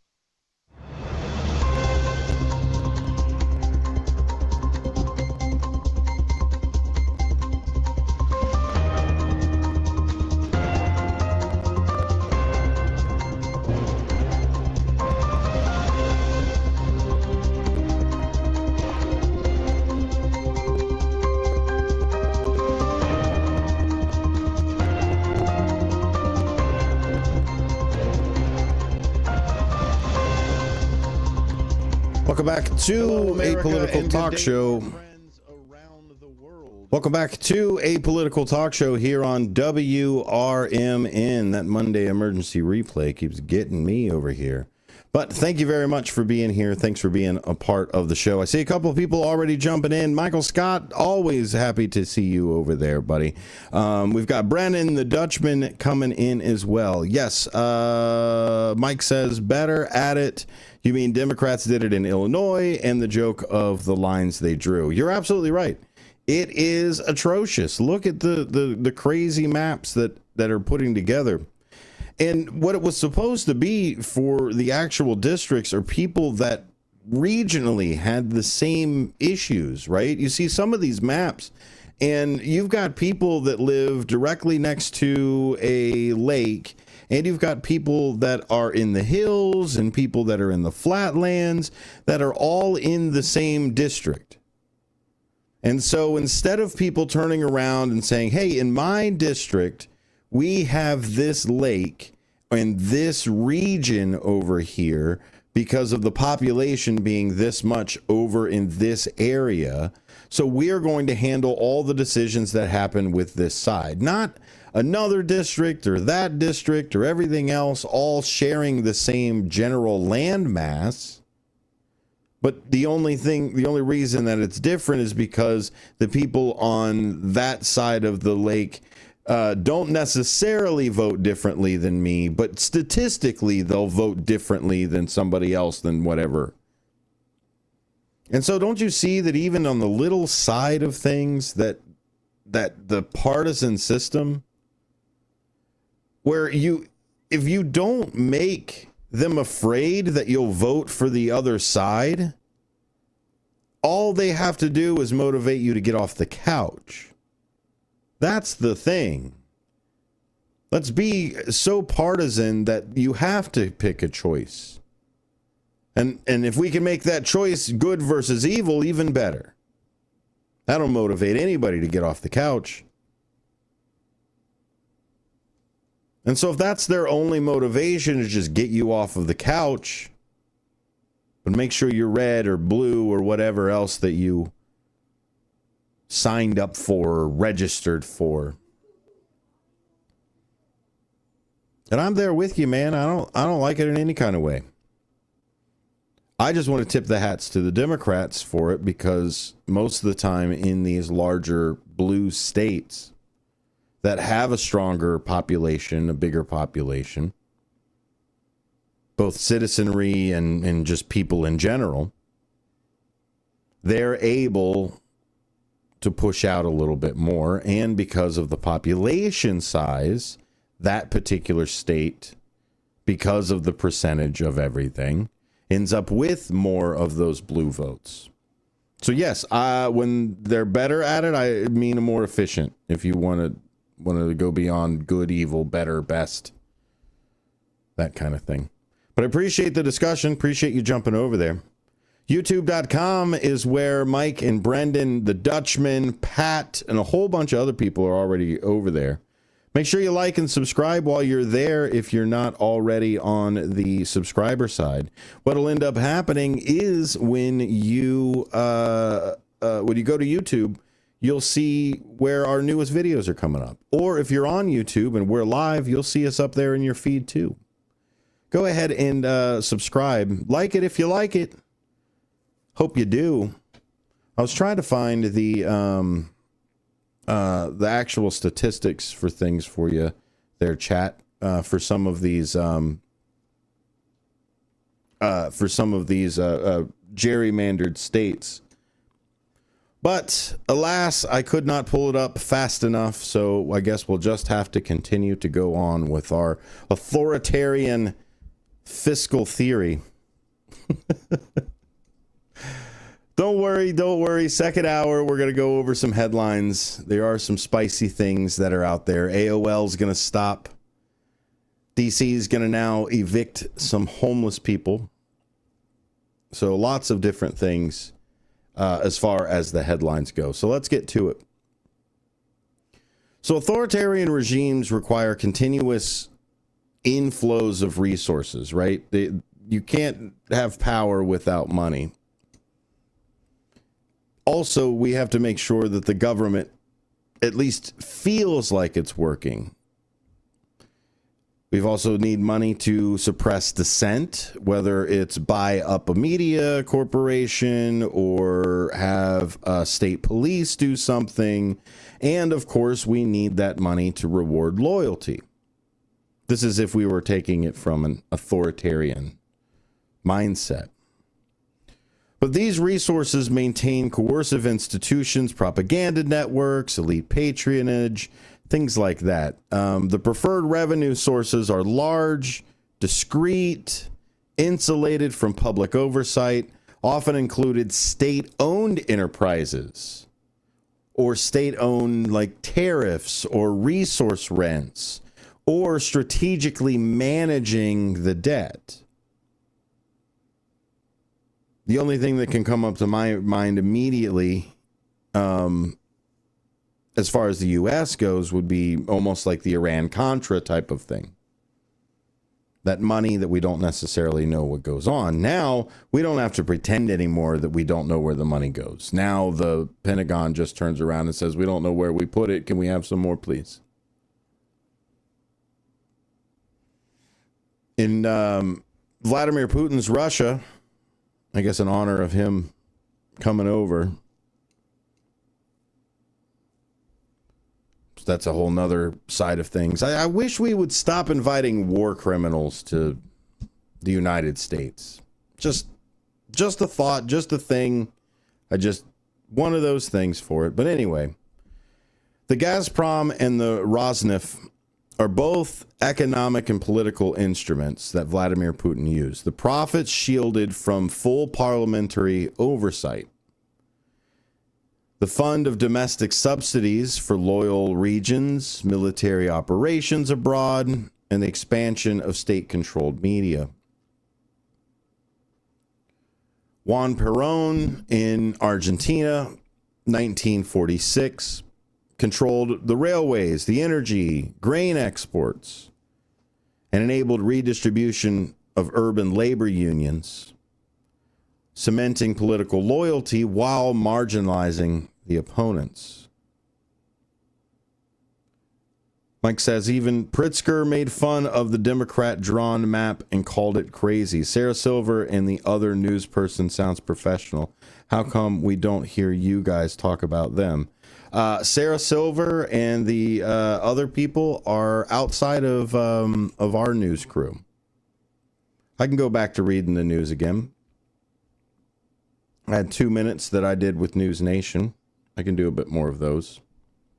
And you're absolutely right. Pritzker definitely made fun of it. We played it all Friday and Thursday from Stephen Colbert. He said it was kindergartners that drew it. And look, I don't like it either. I do not like it at all. Gerrymandering, I think, is absolutely despicable. I think it deprives a lot of us from actually being able to get anything done. I also think it is.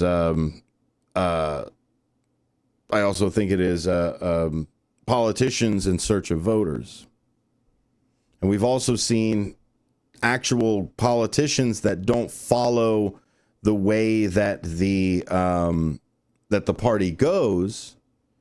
And they were ousted out, or their district magically disappeared. Oh, sorry. Yeah, we'd love to back you because you're a party member, but you know, your district just doesn't exist anymore. Oh. Back to the authoritarianism side of it, which honestly the parties are striving for each and every day, which is exactly what Madison had envisioned. Is to actually have this this war of ambition. The problem is they didn't envision that it was. Yes, they do it better because they're more efficient at it. I don't mean they do it better because it is morally better. I think it is morally despicable. I don't. Yeah, I mean that the Democrats do it better, as in they are more efficient with their gerrymandering. If that's a bit more clear with you there, sir. Yeah, morally wise, yeah, gerrymandering in all of its forms are terrible. The other side is Spain. State monopolies in tobacco, oil, lotteries generated off-budget funds for elite patronage and political policy. Each politician has their own people, right? They have their own side to things. And they've got, we've talked about the sponsorship, and that's usually the people that they try to latch on to for that oligarchy side. If you get enough money to get elected, once you're elected, then the government's money go out.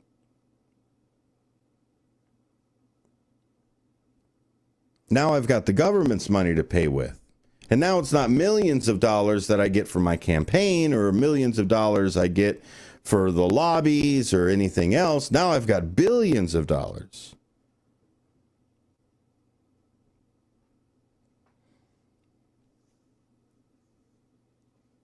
And so what ends up happening is you can actually create elites. We talk about people that, they made their millions in the basement. Just a little bit ago, these billionaires were in the basement making things. Until we ignored antitrust laws. And we gave out subsidies for electric vehicles and tunnels that we never get, or space programs that we never get, telecommunication that we never get, clean energy we never seem to achieve. Russia in the early 2000s, the oligarchs consolidated wealth in metals and oil under Kremlin protection. Indonesia, 1967, all the way to 1998. The Suharto family saw allies dominating banking, timber, telecommunications. The whole energy sector of the United States. There's now an executive order that prioritizes fossil fuel production and eased permitting and leasing on federal lands, advancing incumbents with already capital and already political access, defense tech procurement. That goes all the way back to January that we're sitting in all of this. The other side of it is dependency creation. Once dependent on the state's favor, these elites cannot easily resist political demands. Once they've already been promised the money, once they've already had the taste of the money, once they already are dependent on that money, I don't know how a billionaire is dependent on anything. Blows my mind.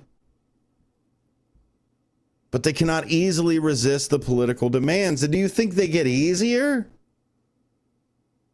We just recently had a CEO drop off a gold bar to the White House.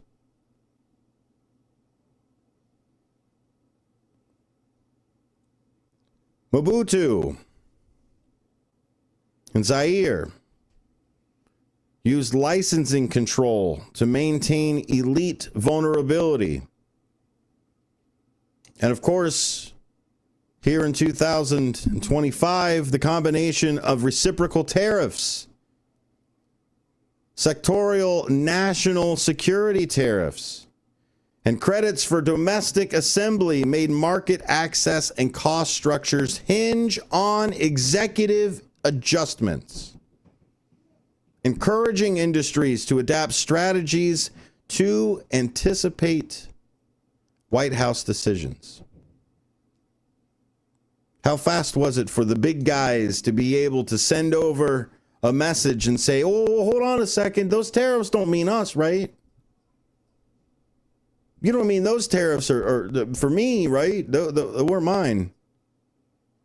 Or hey, did you get over there? Did you tell him something? Because we can't afford a tariff that goes over here. Did you want to send a gold bar?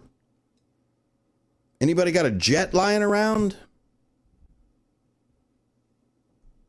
Elites are required to fund regime projects, acquire supportive media outlets, and suppress opposition within their domains. The elites have to bend the knee because they're part of it. They're dependent on state now.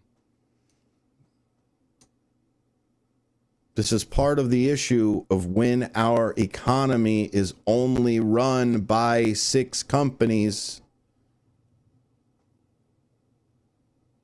that ultimately filter up into 3.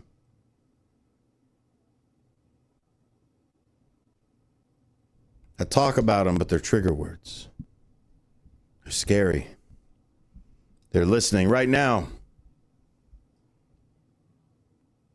Mussolini's Italy relied on industrialists to bankroll the fascist propaganda in exchange for regulatory protection.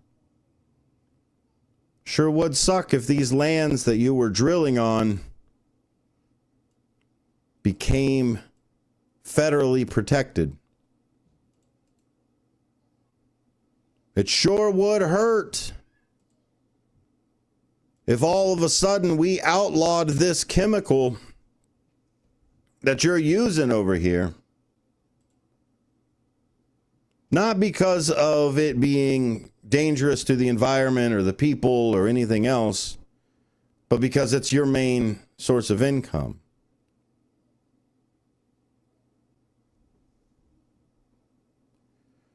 Concentrated suppliers of auto, of energy, and defense found that public posture and policy alignment could shape tariff relief, waivers for particular businesses, and procurement prospects. This creates incentives to signal cooperation. Oh, hey, you know what? All steel and everything else has a 50% tariff on it, all except for these 3 manufacturers.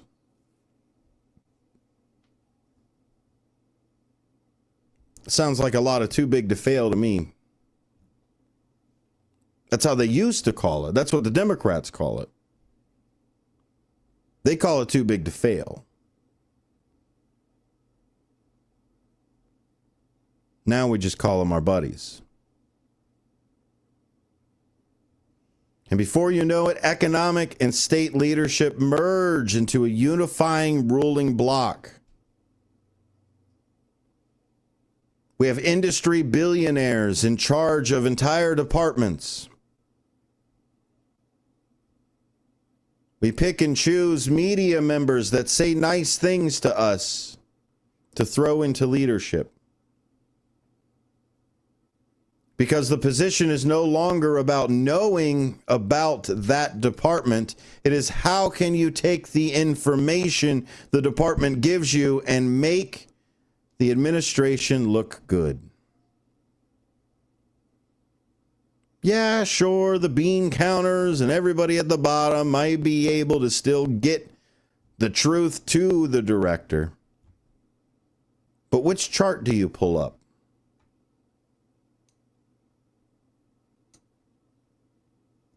In modern China, tech leaders like Jack Ma are integrated into state advisory bodies,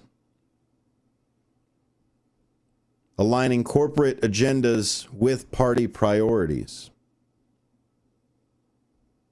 Vote for me or let me help you with your candidacy, and maybe I get a contract or so. And if I don't get that contract, then I might leak out a tweet or 2 about how nasty your other friends are. And then once we make up, then I'll get rid of it.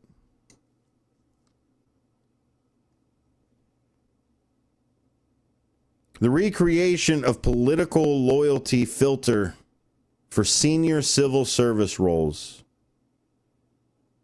blurs the boundaries between political aims and administrative decision-making.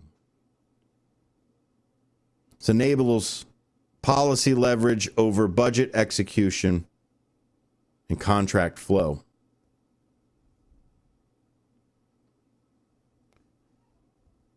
The revenue preferences, things to look out for, custom duties, tariffs, they provide discretionary review with minimal public awareness.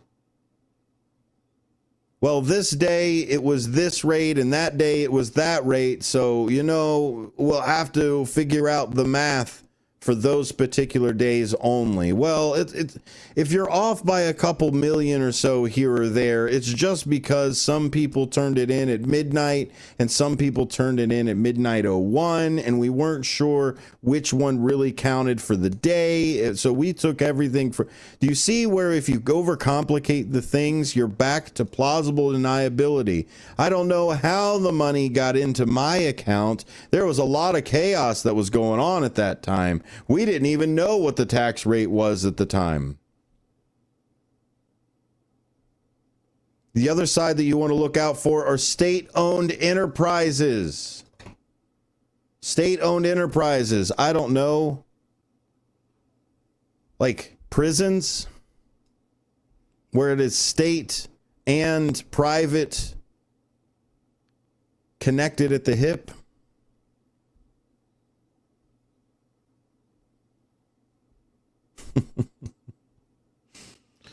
Professor of the Book of Constitution. I see you there, Jeff. The boss lady calls me a founding father figure. The other side that we see is debt refinancing. If all of a sudden I can get the future generations to pay for the now stuff, which seems to be what we've done for the last 40 years. Thank you very much. We just keep putting more and more into that debt side. And if we can turn around and say, well, change the rate right now. If we change the rate of the debt, then the debt won't seem so bad. But later on down the road, yeah, you can crank up that debt. Why don't you give me a 2% debt rate, or a 2% on it now, and then in, I don't know, maybe 8 years or so, you crank it back up to 12, 14, but just crank it down to 2 right now so we can just get a bunch of money, because inflationary finances hide the hidden tax.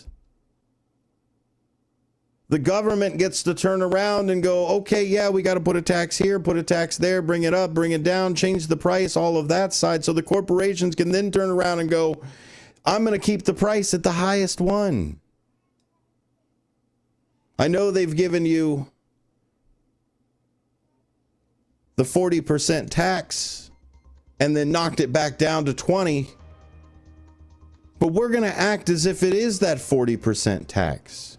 Just in case it goes back up. I mean, we can justify it because at one point it was 40. At one point it was 50. So let's just keep it up there. Don't believe me? Look up a little business that makes everything. Procter & Gamble. Look up another little business that is the largest employer of many, many states. Walmart. If you don't believe me, believe them when they say they're going to raise their prices.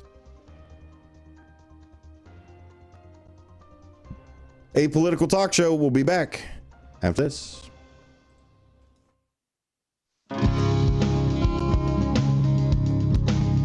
Here on WRMN AM 1410, we like to keep you informed and in tune to what's happening here in the Fox River Valley and what's going on here on WRMN.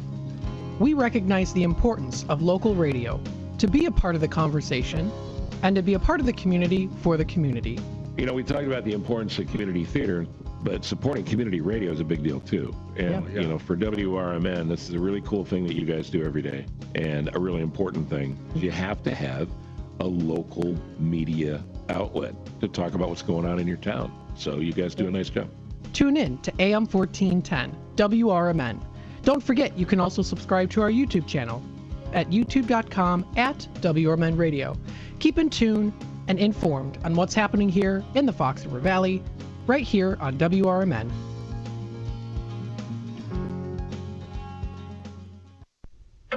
Your hometown radio station since 1949. We are WRMN AM 1410, Elgin time, 5 o'clock. With your 1410 WRMN News Flash, I'm Sean Credan. Brought to you by Progressive. The Elgin Symphony Orchestra has achieved a historic milestone, earning both Professional Orchestra of the Year and Conductor of the Year honors from the Illinois Council of Orchestras. This marks the first occurrence of the ESO receiving both distinctions in a single year.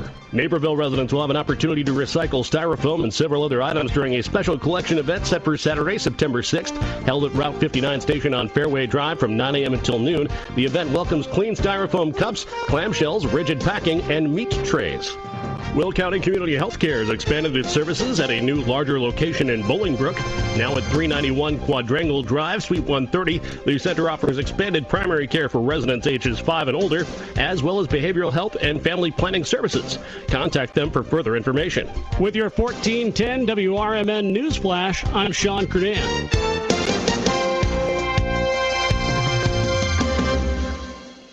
Okay, raise your hand if you want to make your life a little bit easier. Great. Now raise your other hand if you like to be comfortable. Perfect. Now that you have both hands raised, imagine putting on your shoes. And that, folks, right there is your answer to an easier, more comfortable life. Go hands-free with Skechers Slip-ins. This is footwear you don't need your hands to put on. They can be raised in the air, and you can just step it and go. Why don't you experience what people can't stop talking about? Life-changing Skechers Slip-ins. Get your Slip-ins at a Skechers store, Skechers.com, or wherever stylish footwear is sold. Now there's a new way to take charge of your blood sugar. Introducing New Garlic Healthy Blood Sugar Formula from the makers of the nation's best-selling garlic supplement. New Garlic helps maintain healthy blood sugar levels with clinically supported levels of garlic, plus a custom blend of vitamins and minerals, and it's odor-free. Take charge of your blood sugar with New Garlic Healthy Blood Sugar Formula. These statements have not been evaluated by the FDA. This product is not intended to diagnose, treat, cure, or prevent any disease. Use as directed.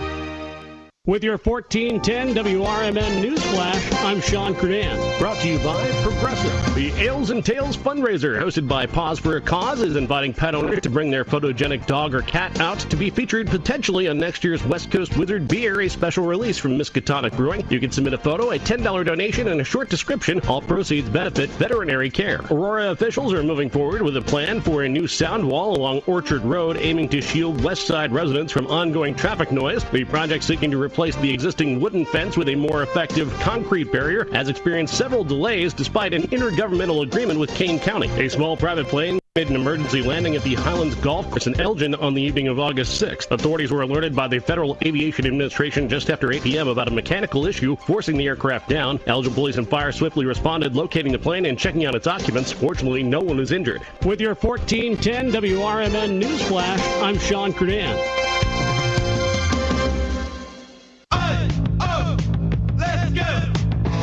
You're still glowing, flirting, grooving. You still got it. But your immune system weakens as you age, making it harder to fight flu, pneumococcal pneumonia, RSV, and COVID-19. Vaccines are a key part of any health routine and help strengthen your immune response. Ask your doctor or pharmacist which vaccines you need. Schedule in minutes at vaxassist.com. Sponsored by Pfizer.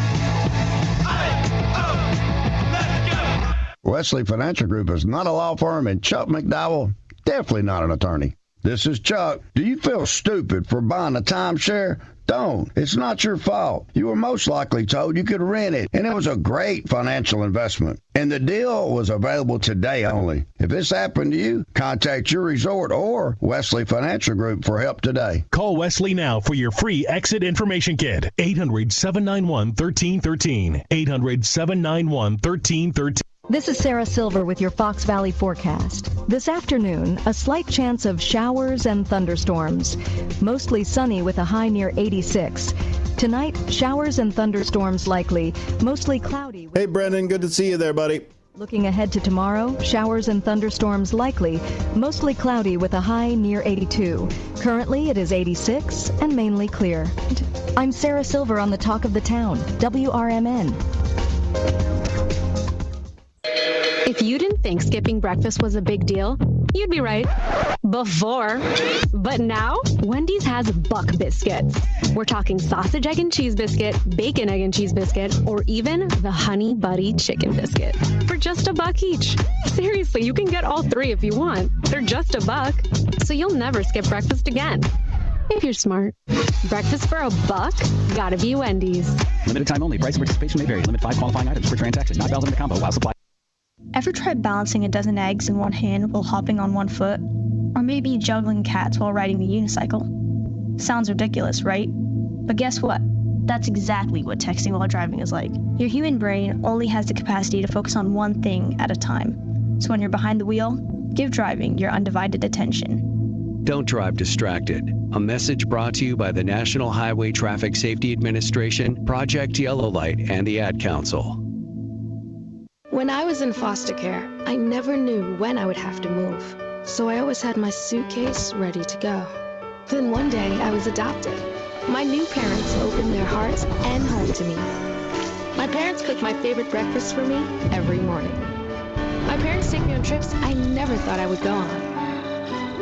They gave me a home and an even better reason to use that suitcase. My parents aren't perfect, but they're perfect for me.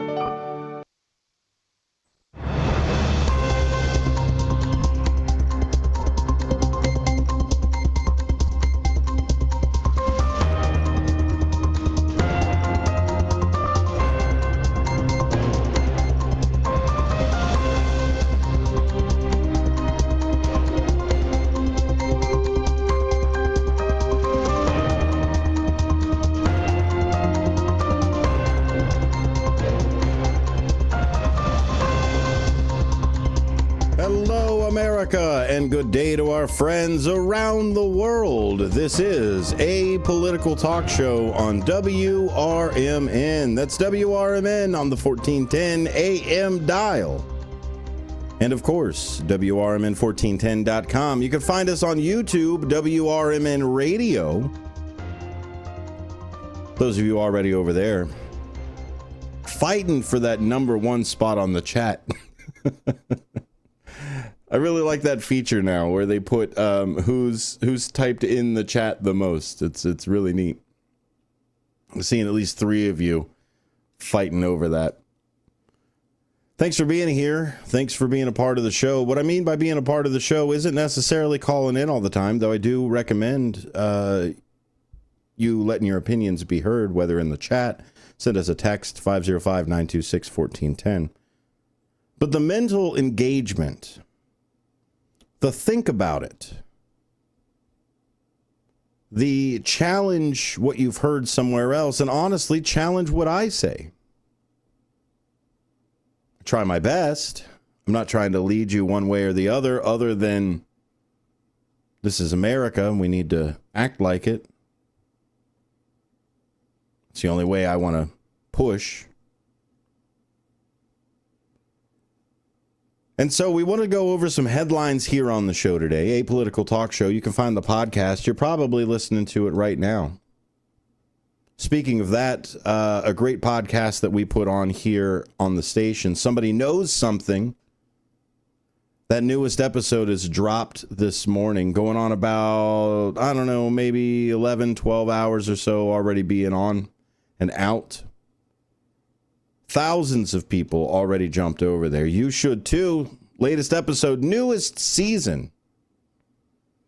All about the unsolved murders in Elgin in the 1970s. Great listen.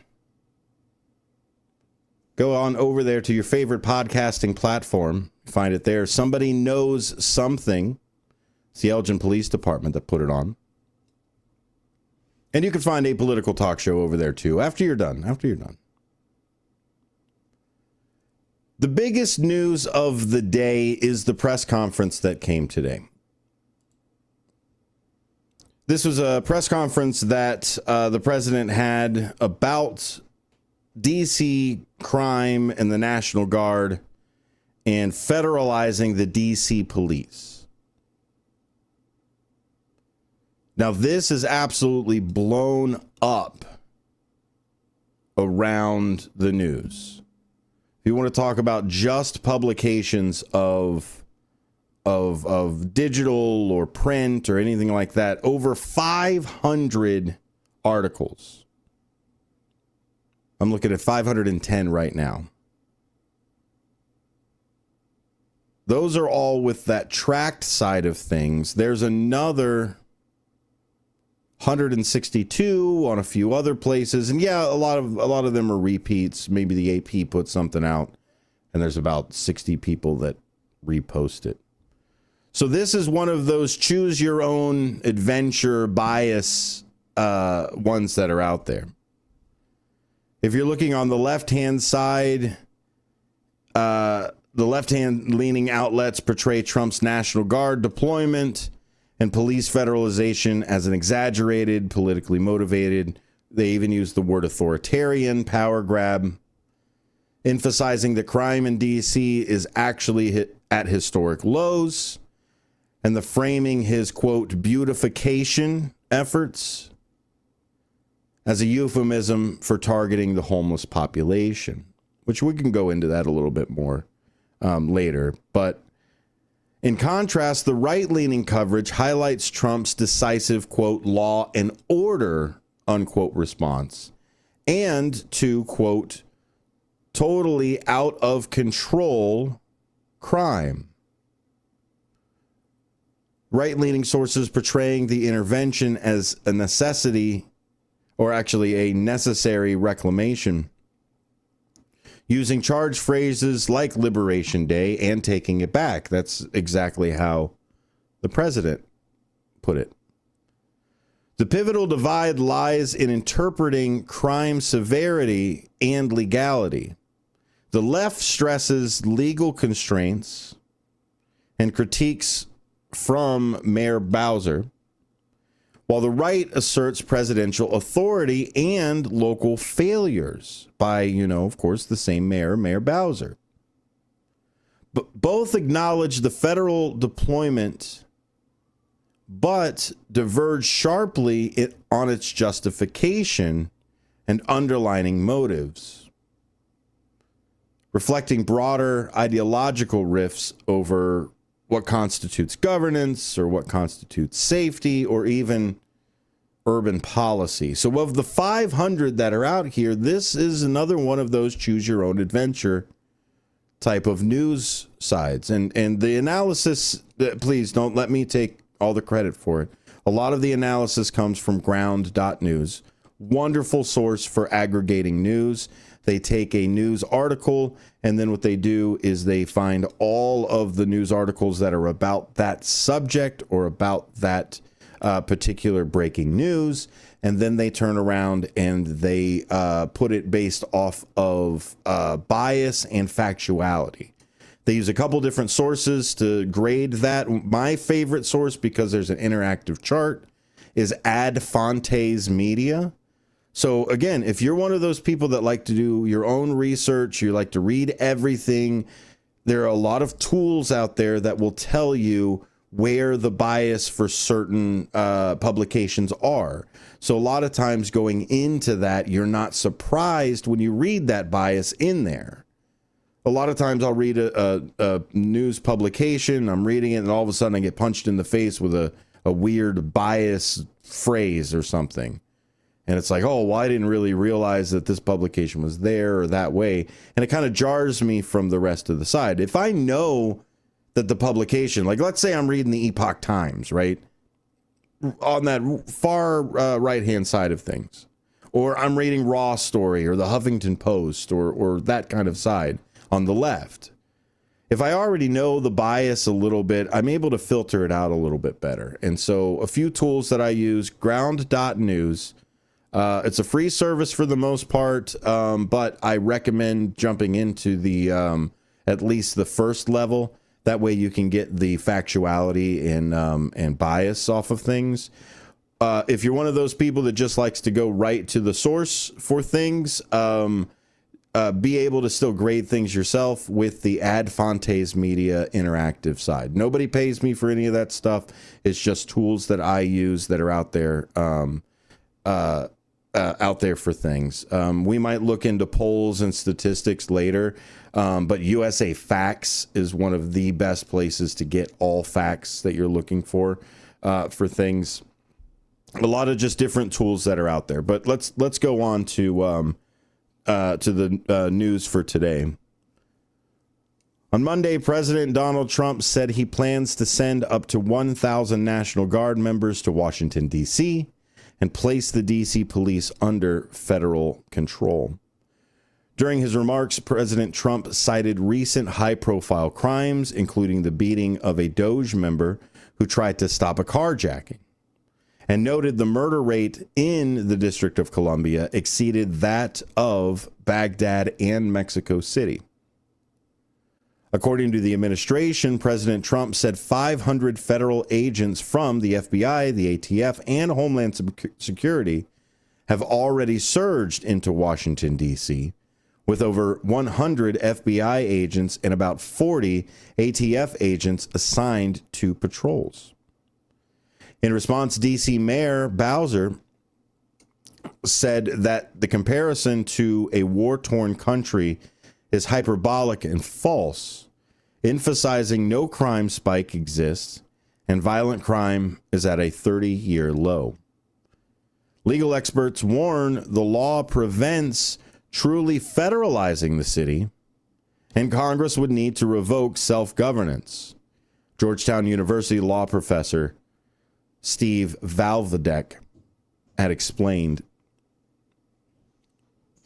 So I want to talk a little bit about what was said at the press conference. There's a lot of press conferences that have, and I believe this press conference was about an hour and a half for things too. And I get it. Not everybody's got an hour and a half to watch the press conference and then come over here and listen to the show. I appreciate you choosing to listen to the show, regardless if you heard it or not.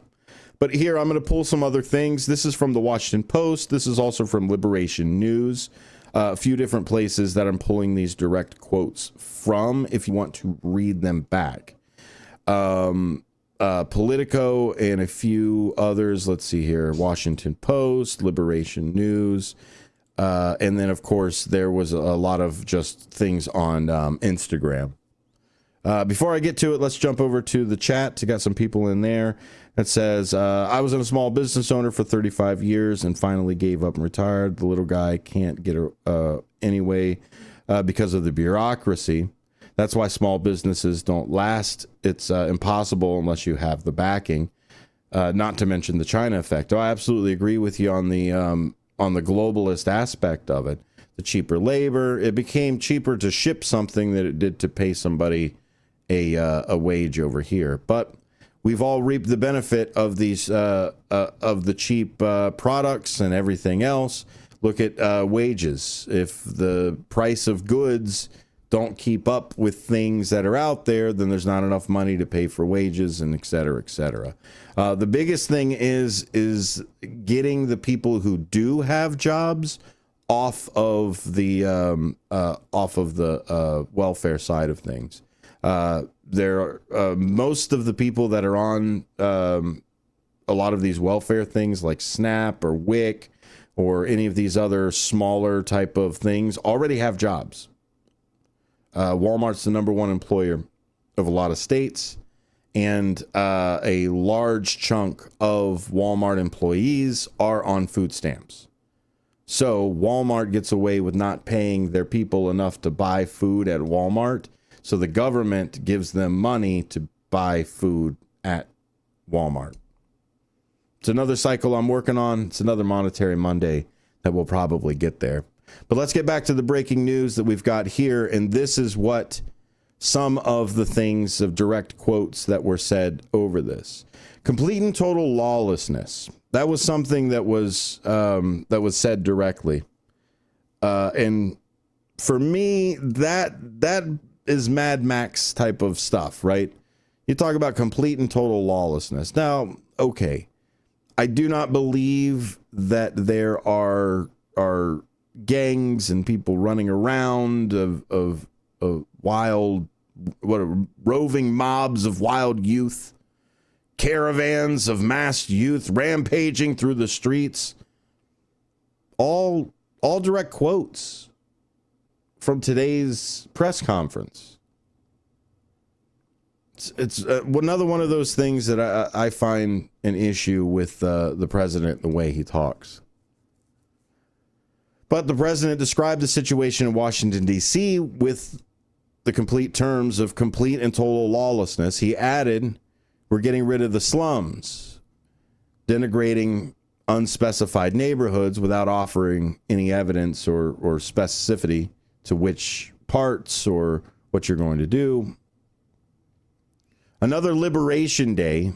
I don't know if this is a theme or not, but Liberation Day in D.C., and we're going to take our capital back.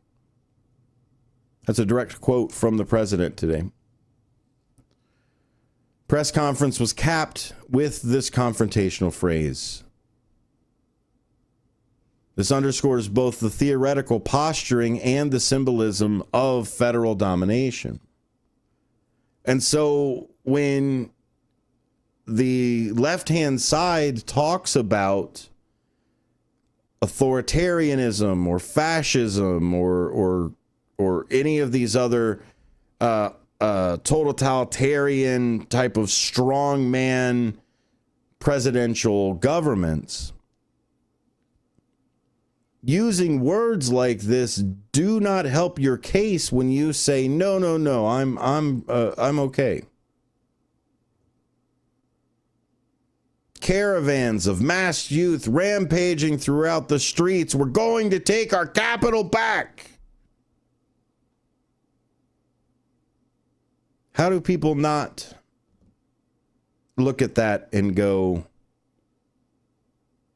that sounds like a power trip to me?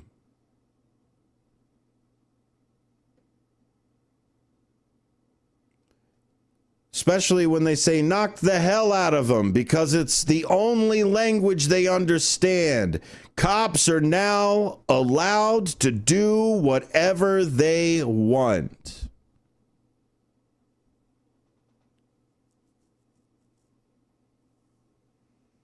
Now allowed to do whatever the hell they want.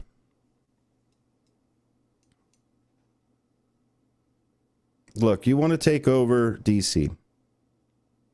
You want to put troops in D.C.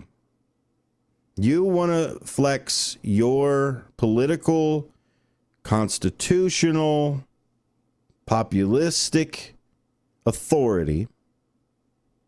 Okay. You want to live in the gray. You want to have plausible deniability. You want to sit here and say this isn't a takeover. This isn't a march into a paper democracy. Cool. Give us, if you want the benefit of the doubt from us, if you want us to believe in you and you want us to think that you are not just some crazy, power-hungry, demented man who thinks that we are still living in the 1980s, if you want us to believe these things, you cannot say these things. I can't tell you how many times we laughed about Joe Biden saying Corn Pop's a bad guy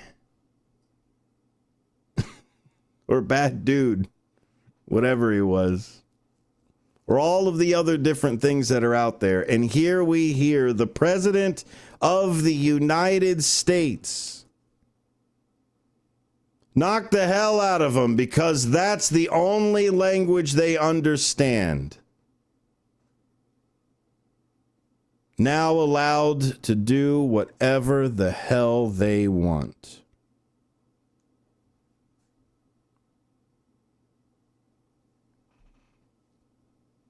Statements traverse beyond conventional political hyperbole. Metaphors like liberation, advocating vigilante-style violence, and painting demographic groups as lawless hordes. The rhetoric serves to both demonize DC's inhabitants, especially the marginalized youth, and also justifies the federal seizure of local governance. Here's my side to this and why I always try to look backwards.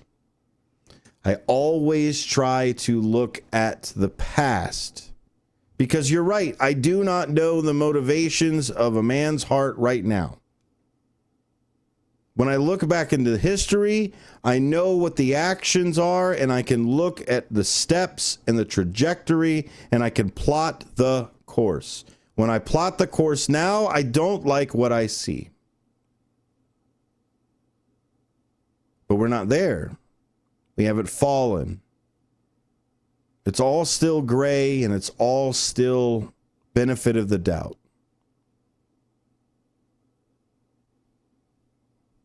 But I'll tell you some patterns. I'll tell you some things I don't like as we're going there. This is our president. This is the man who speaks for us. This is the man that we look to for leadership, for balance, for unity.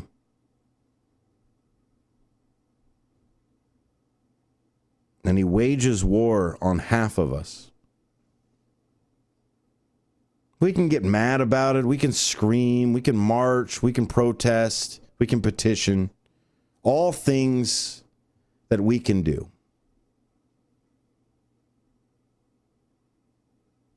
But have we seen what he has done? What he has said?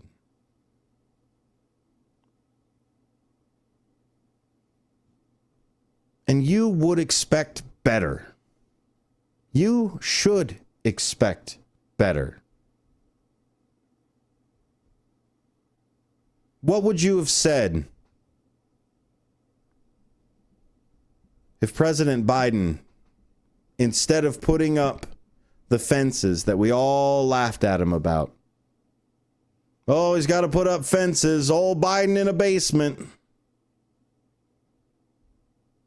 Oh, he got to put up fences for he doesn't like the American people. Imagine if he turned around and said, I'm in charge of DC police now. And on top of that, I'm going to bring some of the National Guard in. Not because there is an imminent threat immediately right now, an acute problem of insurrection. No, because I think DC is a giant hellscape full of, quote, complete and total lawlessness. Roving mobs of wild youth, caravans of massed youth rampaging through the streets. I, Joe Biden, declare Liberation Day in D.C., and we're going to take our capital back. What would you have done? What would you have said? Now, you're going to get the headlines. You're going to get Trump moves to evict D.C., Trump says he's deploying the National Guard for police and crime-fighting effort because we live in the gray. And every time any other president has stepped anywhere near that gray area, we have been loud.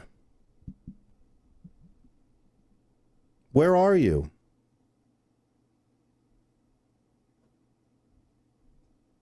Where are those of you that if this was Biden, if Sleepy Joe would have deployed the National Guard and federalized DC police because it was Monday?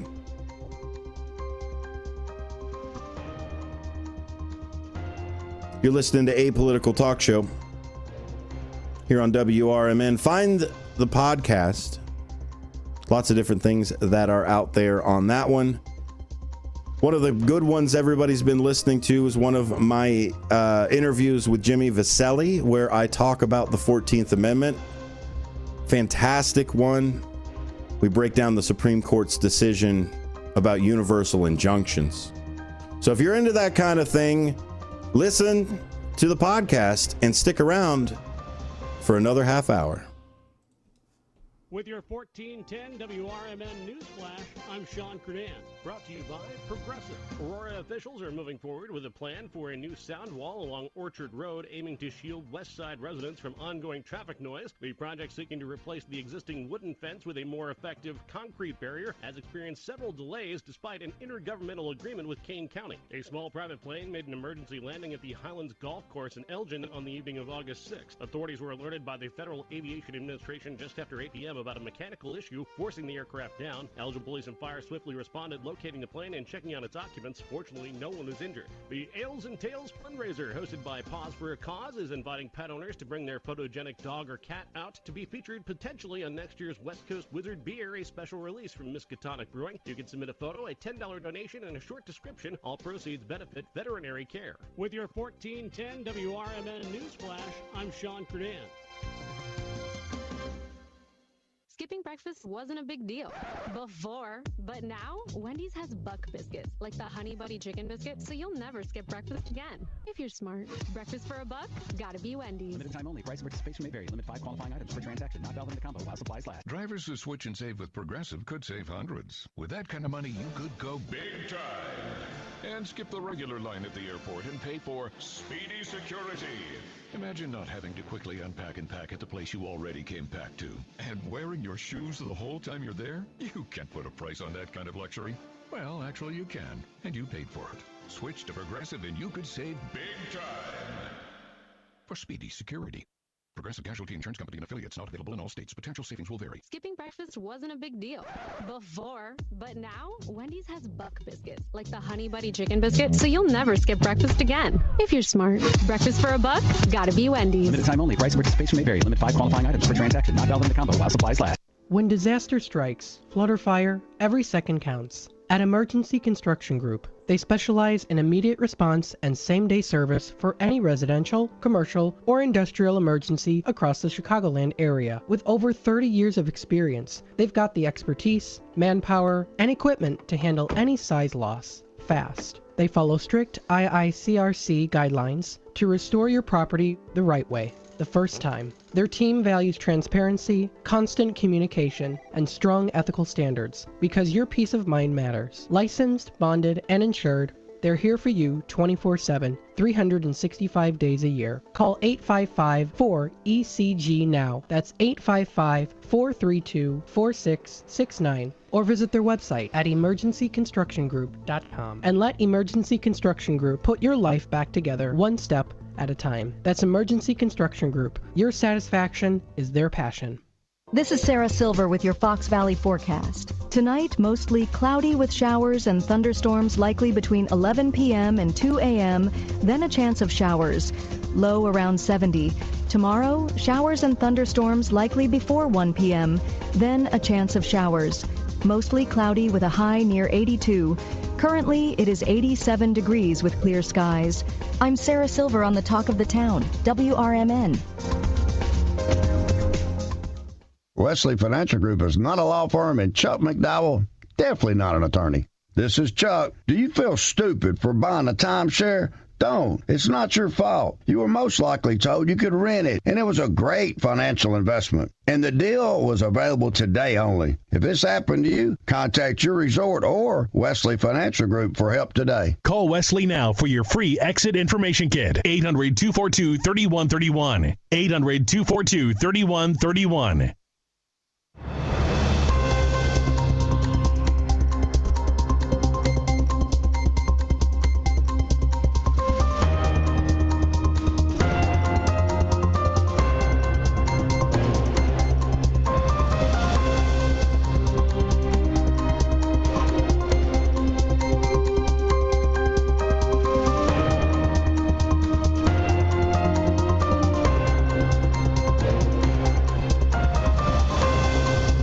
Welcome back to a political talk show here on WRMN. My name is Dennis Sonar Green. You can find me out there on the internet.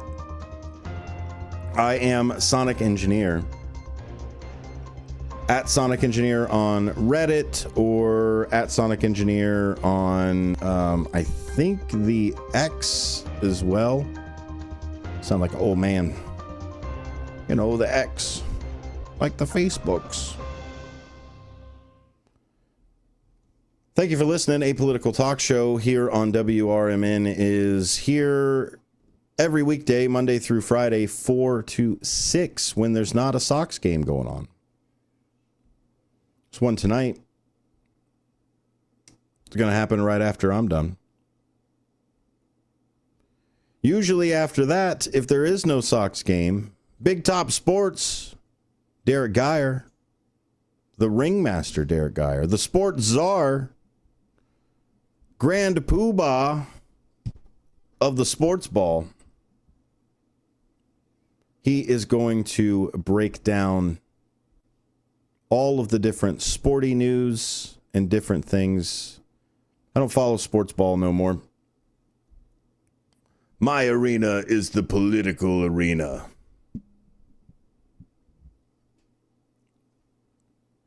I got that when I was running an ESPN station. Working for, I guess. Engineers don't necessarily run it.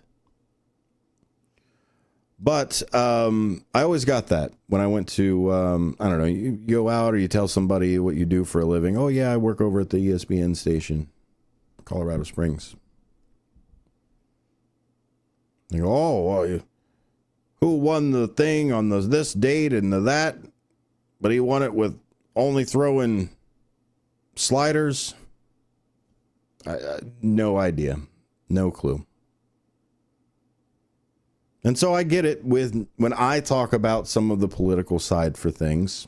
I get it. A lot of the facts, a lot of the numbers, a lot of things just go right over people's heads.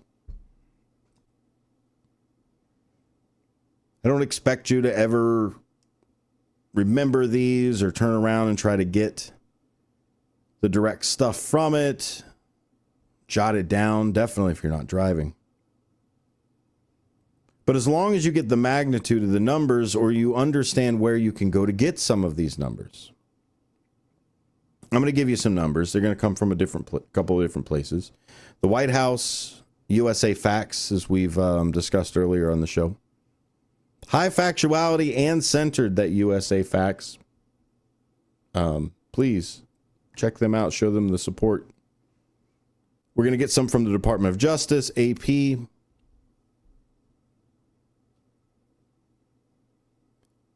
and WTOP News.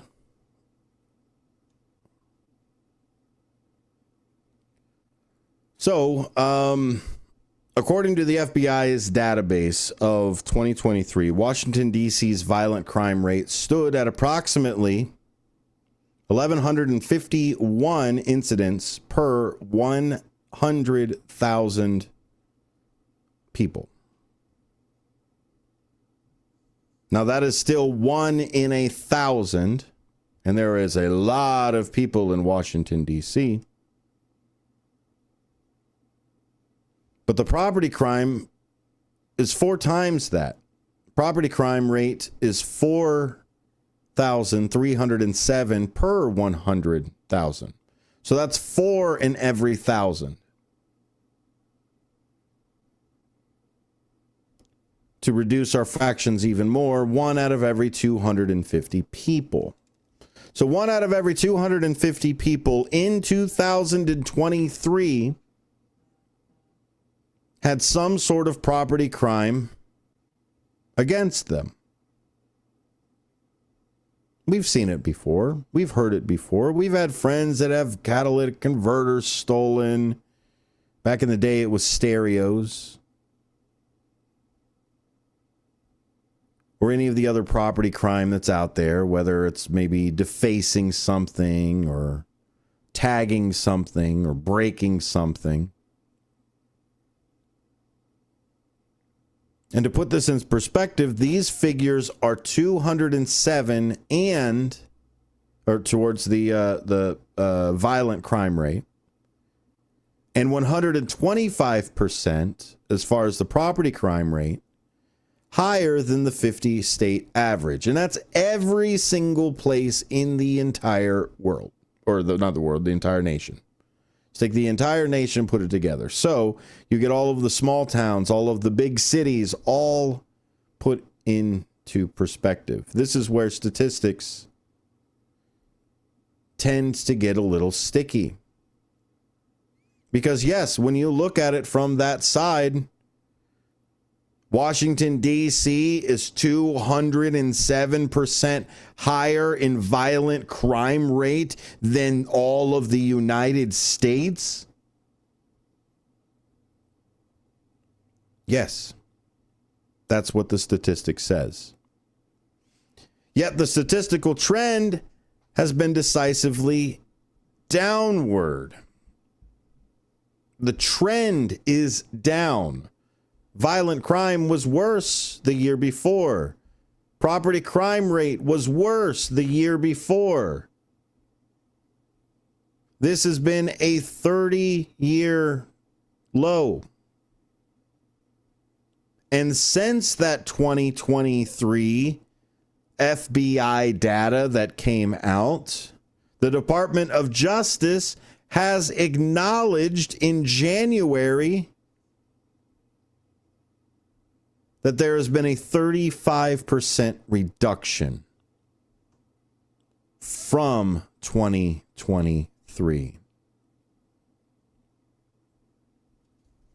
Preliminary 2024 data shows homicides in D.C. fell by 32%, while armed carjackings dropped by 53%, and assaults with weapons by 27% from their post-pandemic peaks. Additional studies covering the July 2024 to June 2025 indicate that homicide rates were 10% higher than the same period in 2018 to 2019. Yet those rates were 19% lower in the first half of 2025 compared to the first half of 2024. So they are still trending downward even since the election.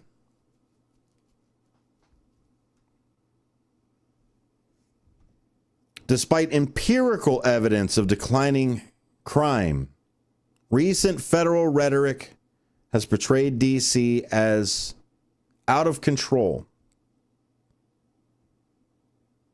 Fact checks by credible outlets, including the Associated Press, the Washington Post, underscore that violent crime is decreasing, not escalating. So whatever they're doing must be doing something right. Now, do you want to argue that it's not being done right faster? Are you in the government? Have you met the government, sir? Incrementalism is all we ever get.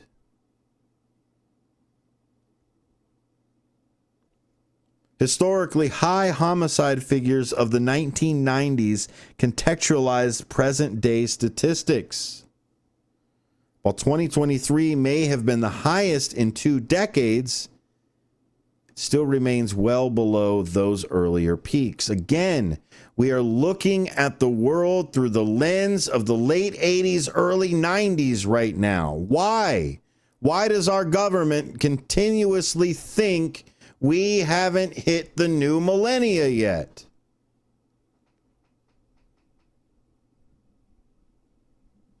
Criminal activity in Washington, D.C. remains notably elevated compared to the national average. Yet the trajectory is clear. Crime is declining significantly, with the 2024 marking the lowest levels in decades. You want to talk about alarmists? You want to talk about Chicken Little? That's all I heard over the election. Oh, sonar, such hyperbole. Oh, sonar, the gloom and the doom. Oh, sonar, the end of the world. If I was to tell you that Washington, D.C. is lawless with roving gangs of wild boys, you would call me that same alarmist. But again, it's yet another thing that this president says that nobody hears. Oh, well, sonar, he tells it like it is. Like it is? The roving gangs? The complete and total lawlessness?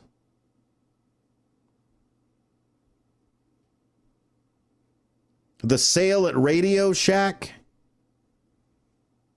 The next thing we're going to hear about is Blockbusters getting held up. Despite the evidence, my heart and my best intentions tell me it is true. We've already had an actor try to spin what they feel like is happening in America and what they feel like the decisions, despite the evidence. I'm sorry, despite the facts and the evidence. My heart, my best intentions tell me that is true. And if you're going to let that guy get away with saying that to you, I suppose you could let him tell you about Liberation Day and how they're going to take their capital back.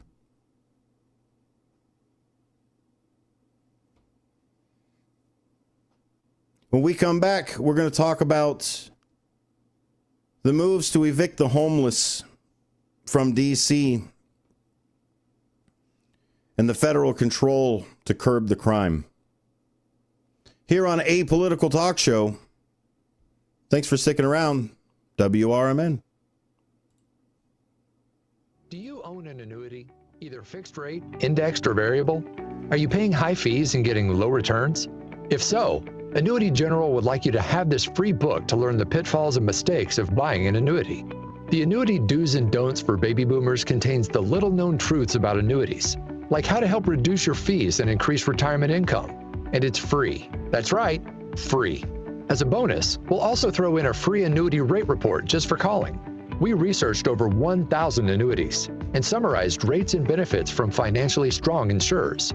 You get Annuity Do's and Don'ts for Baby Boomers and the Annuity Rate Report, both absolutely free for calling Annuity General today.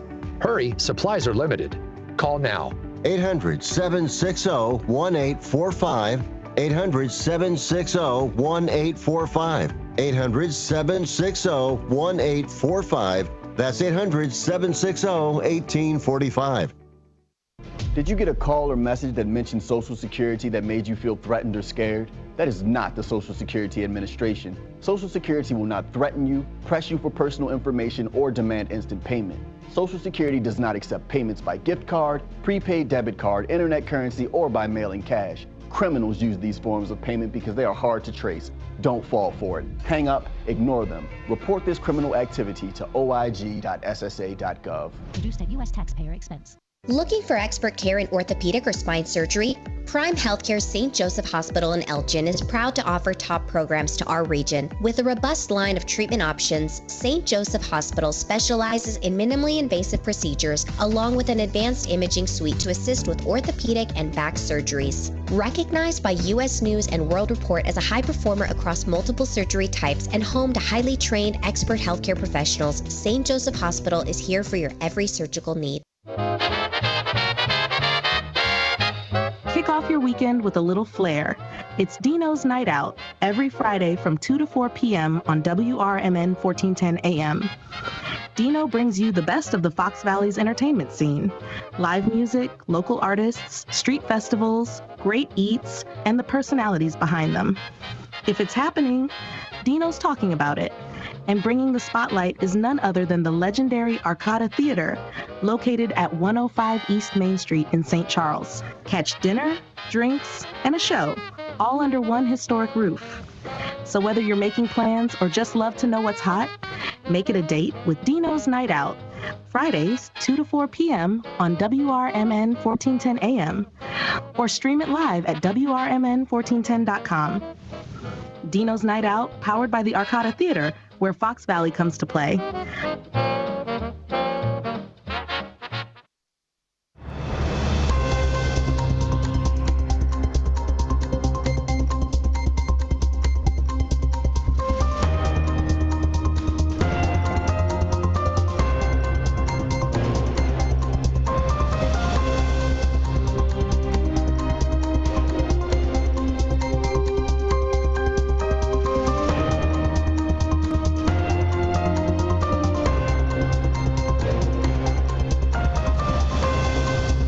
Welcome back to a political talk show here on WRMN 1410 on your AM dial.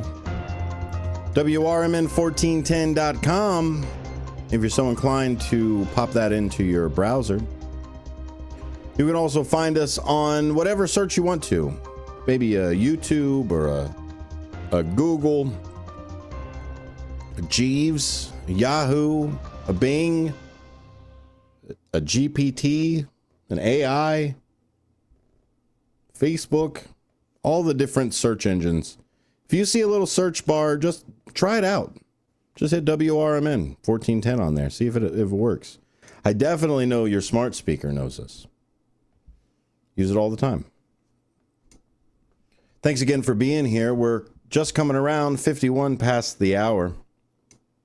Those of you listening on the podcast, that doesn't mean anything to you. We're running down a couple of the headlines. The biggest headline of today, of course, is the federal control of Washington, D.C. President Trump announced in a press conference at the White House to address violent crime in Washington, D.C. The announcement followed rising concerns of violent crime. See, we can't say rising. Can't say rising rates. Can't say rising numbers. We have to say rising concerns. Following rising feelings about... See? Doesn't fit the same. The announcement follows rising concerns of violent crime and recent assaults, including an attempted carjacking of a government official last weekend. The Trump administration intends to bolster the presence of federal police forces in the district, implementing a 7-day security lockdown and exploring the possibility of repealing the home rule, assume greater authority to Washington, D.C. As of early 2025, violent crime in D.C. showed declines. Homicides down 32%, robberies down 39%, and carjackings 53% compared to 2023. While President labeled the city both highly dangerous and soon to be one of the safest. Development suggests the federal push to assert more authority over the Capitol. There's another one of those that you can read quite a bit of. Not as many as the full-on deployment. If you want to read an article from there, 510 different articles. So again, it's you pick your flavor. Same thing with this one here when we talk about the homeless side of things. Let's see what Reuters, somebody down the middle, has to say. They come with a pretty straight of the road down the middle type of title. White House to hold press conference on crime. Pretty benign.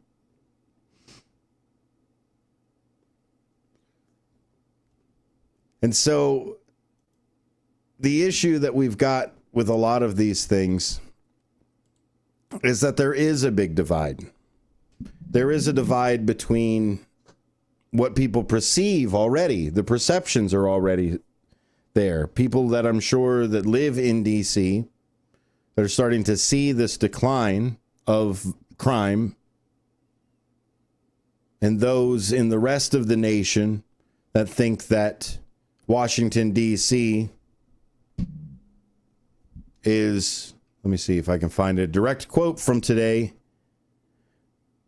complete and total lawlessness and roving mobs of wild youth, caravans of massed youth rampaging through the streets.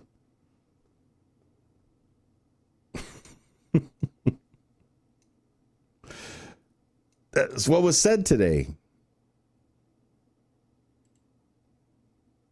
And so we not only have a disconnect in feelings, we also have a disconnect in facts.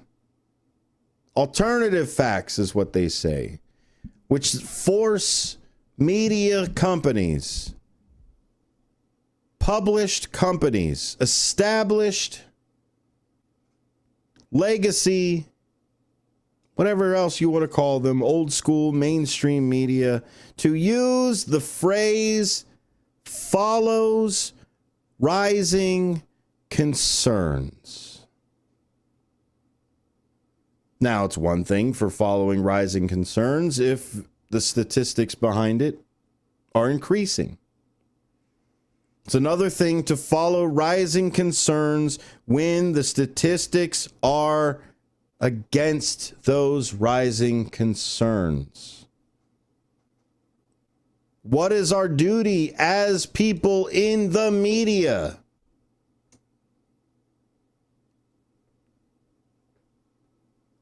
There are rising concerns that this one thing that's not happening is happening. When you talk about following the rising concerns and you talk about the statistics being on the other side, all you are doing once again is feeding into it. Because you're not reporting the news, you're reporting what somebody says. You're not reporting what the actual facts are. You're turning around and saying, so and such of wherever says this thing. Politician from wherever says this. Do your job, media.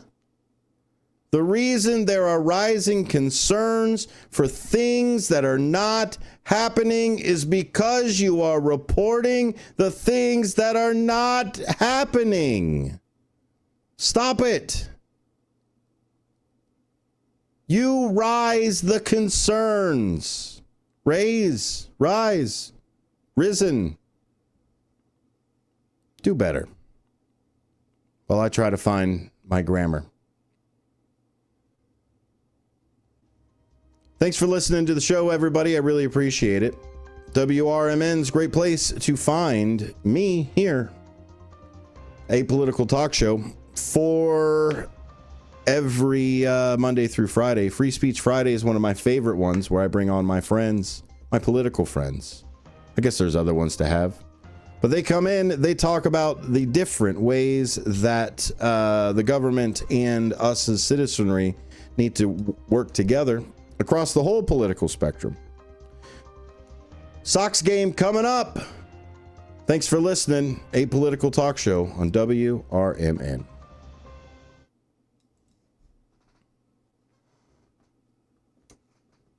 We dedicate a lot of our time to going as fast as possible. My grandpa Lou is the reason why my dad and I started racing, and I'm really proud to follow in his tracks. But when my grandpa was diagnosed with Alzheimer's, it was a very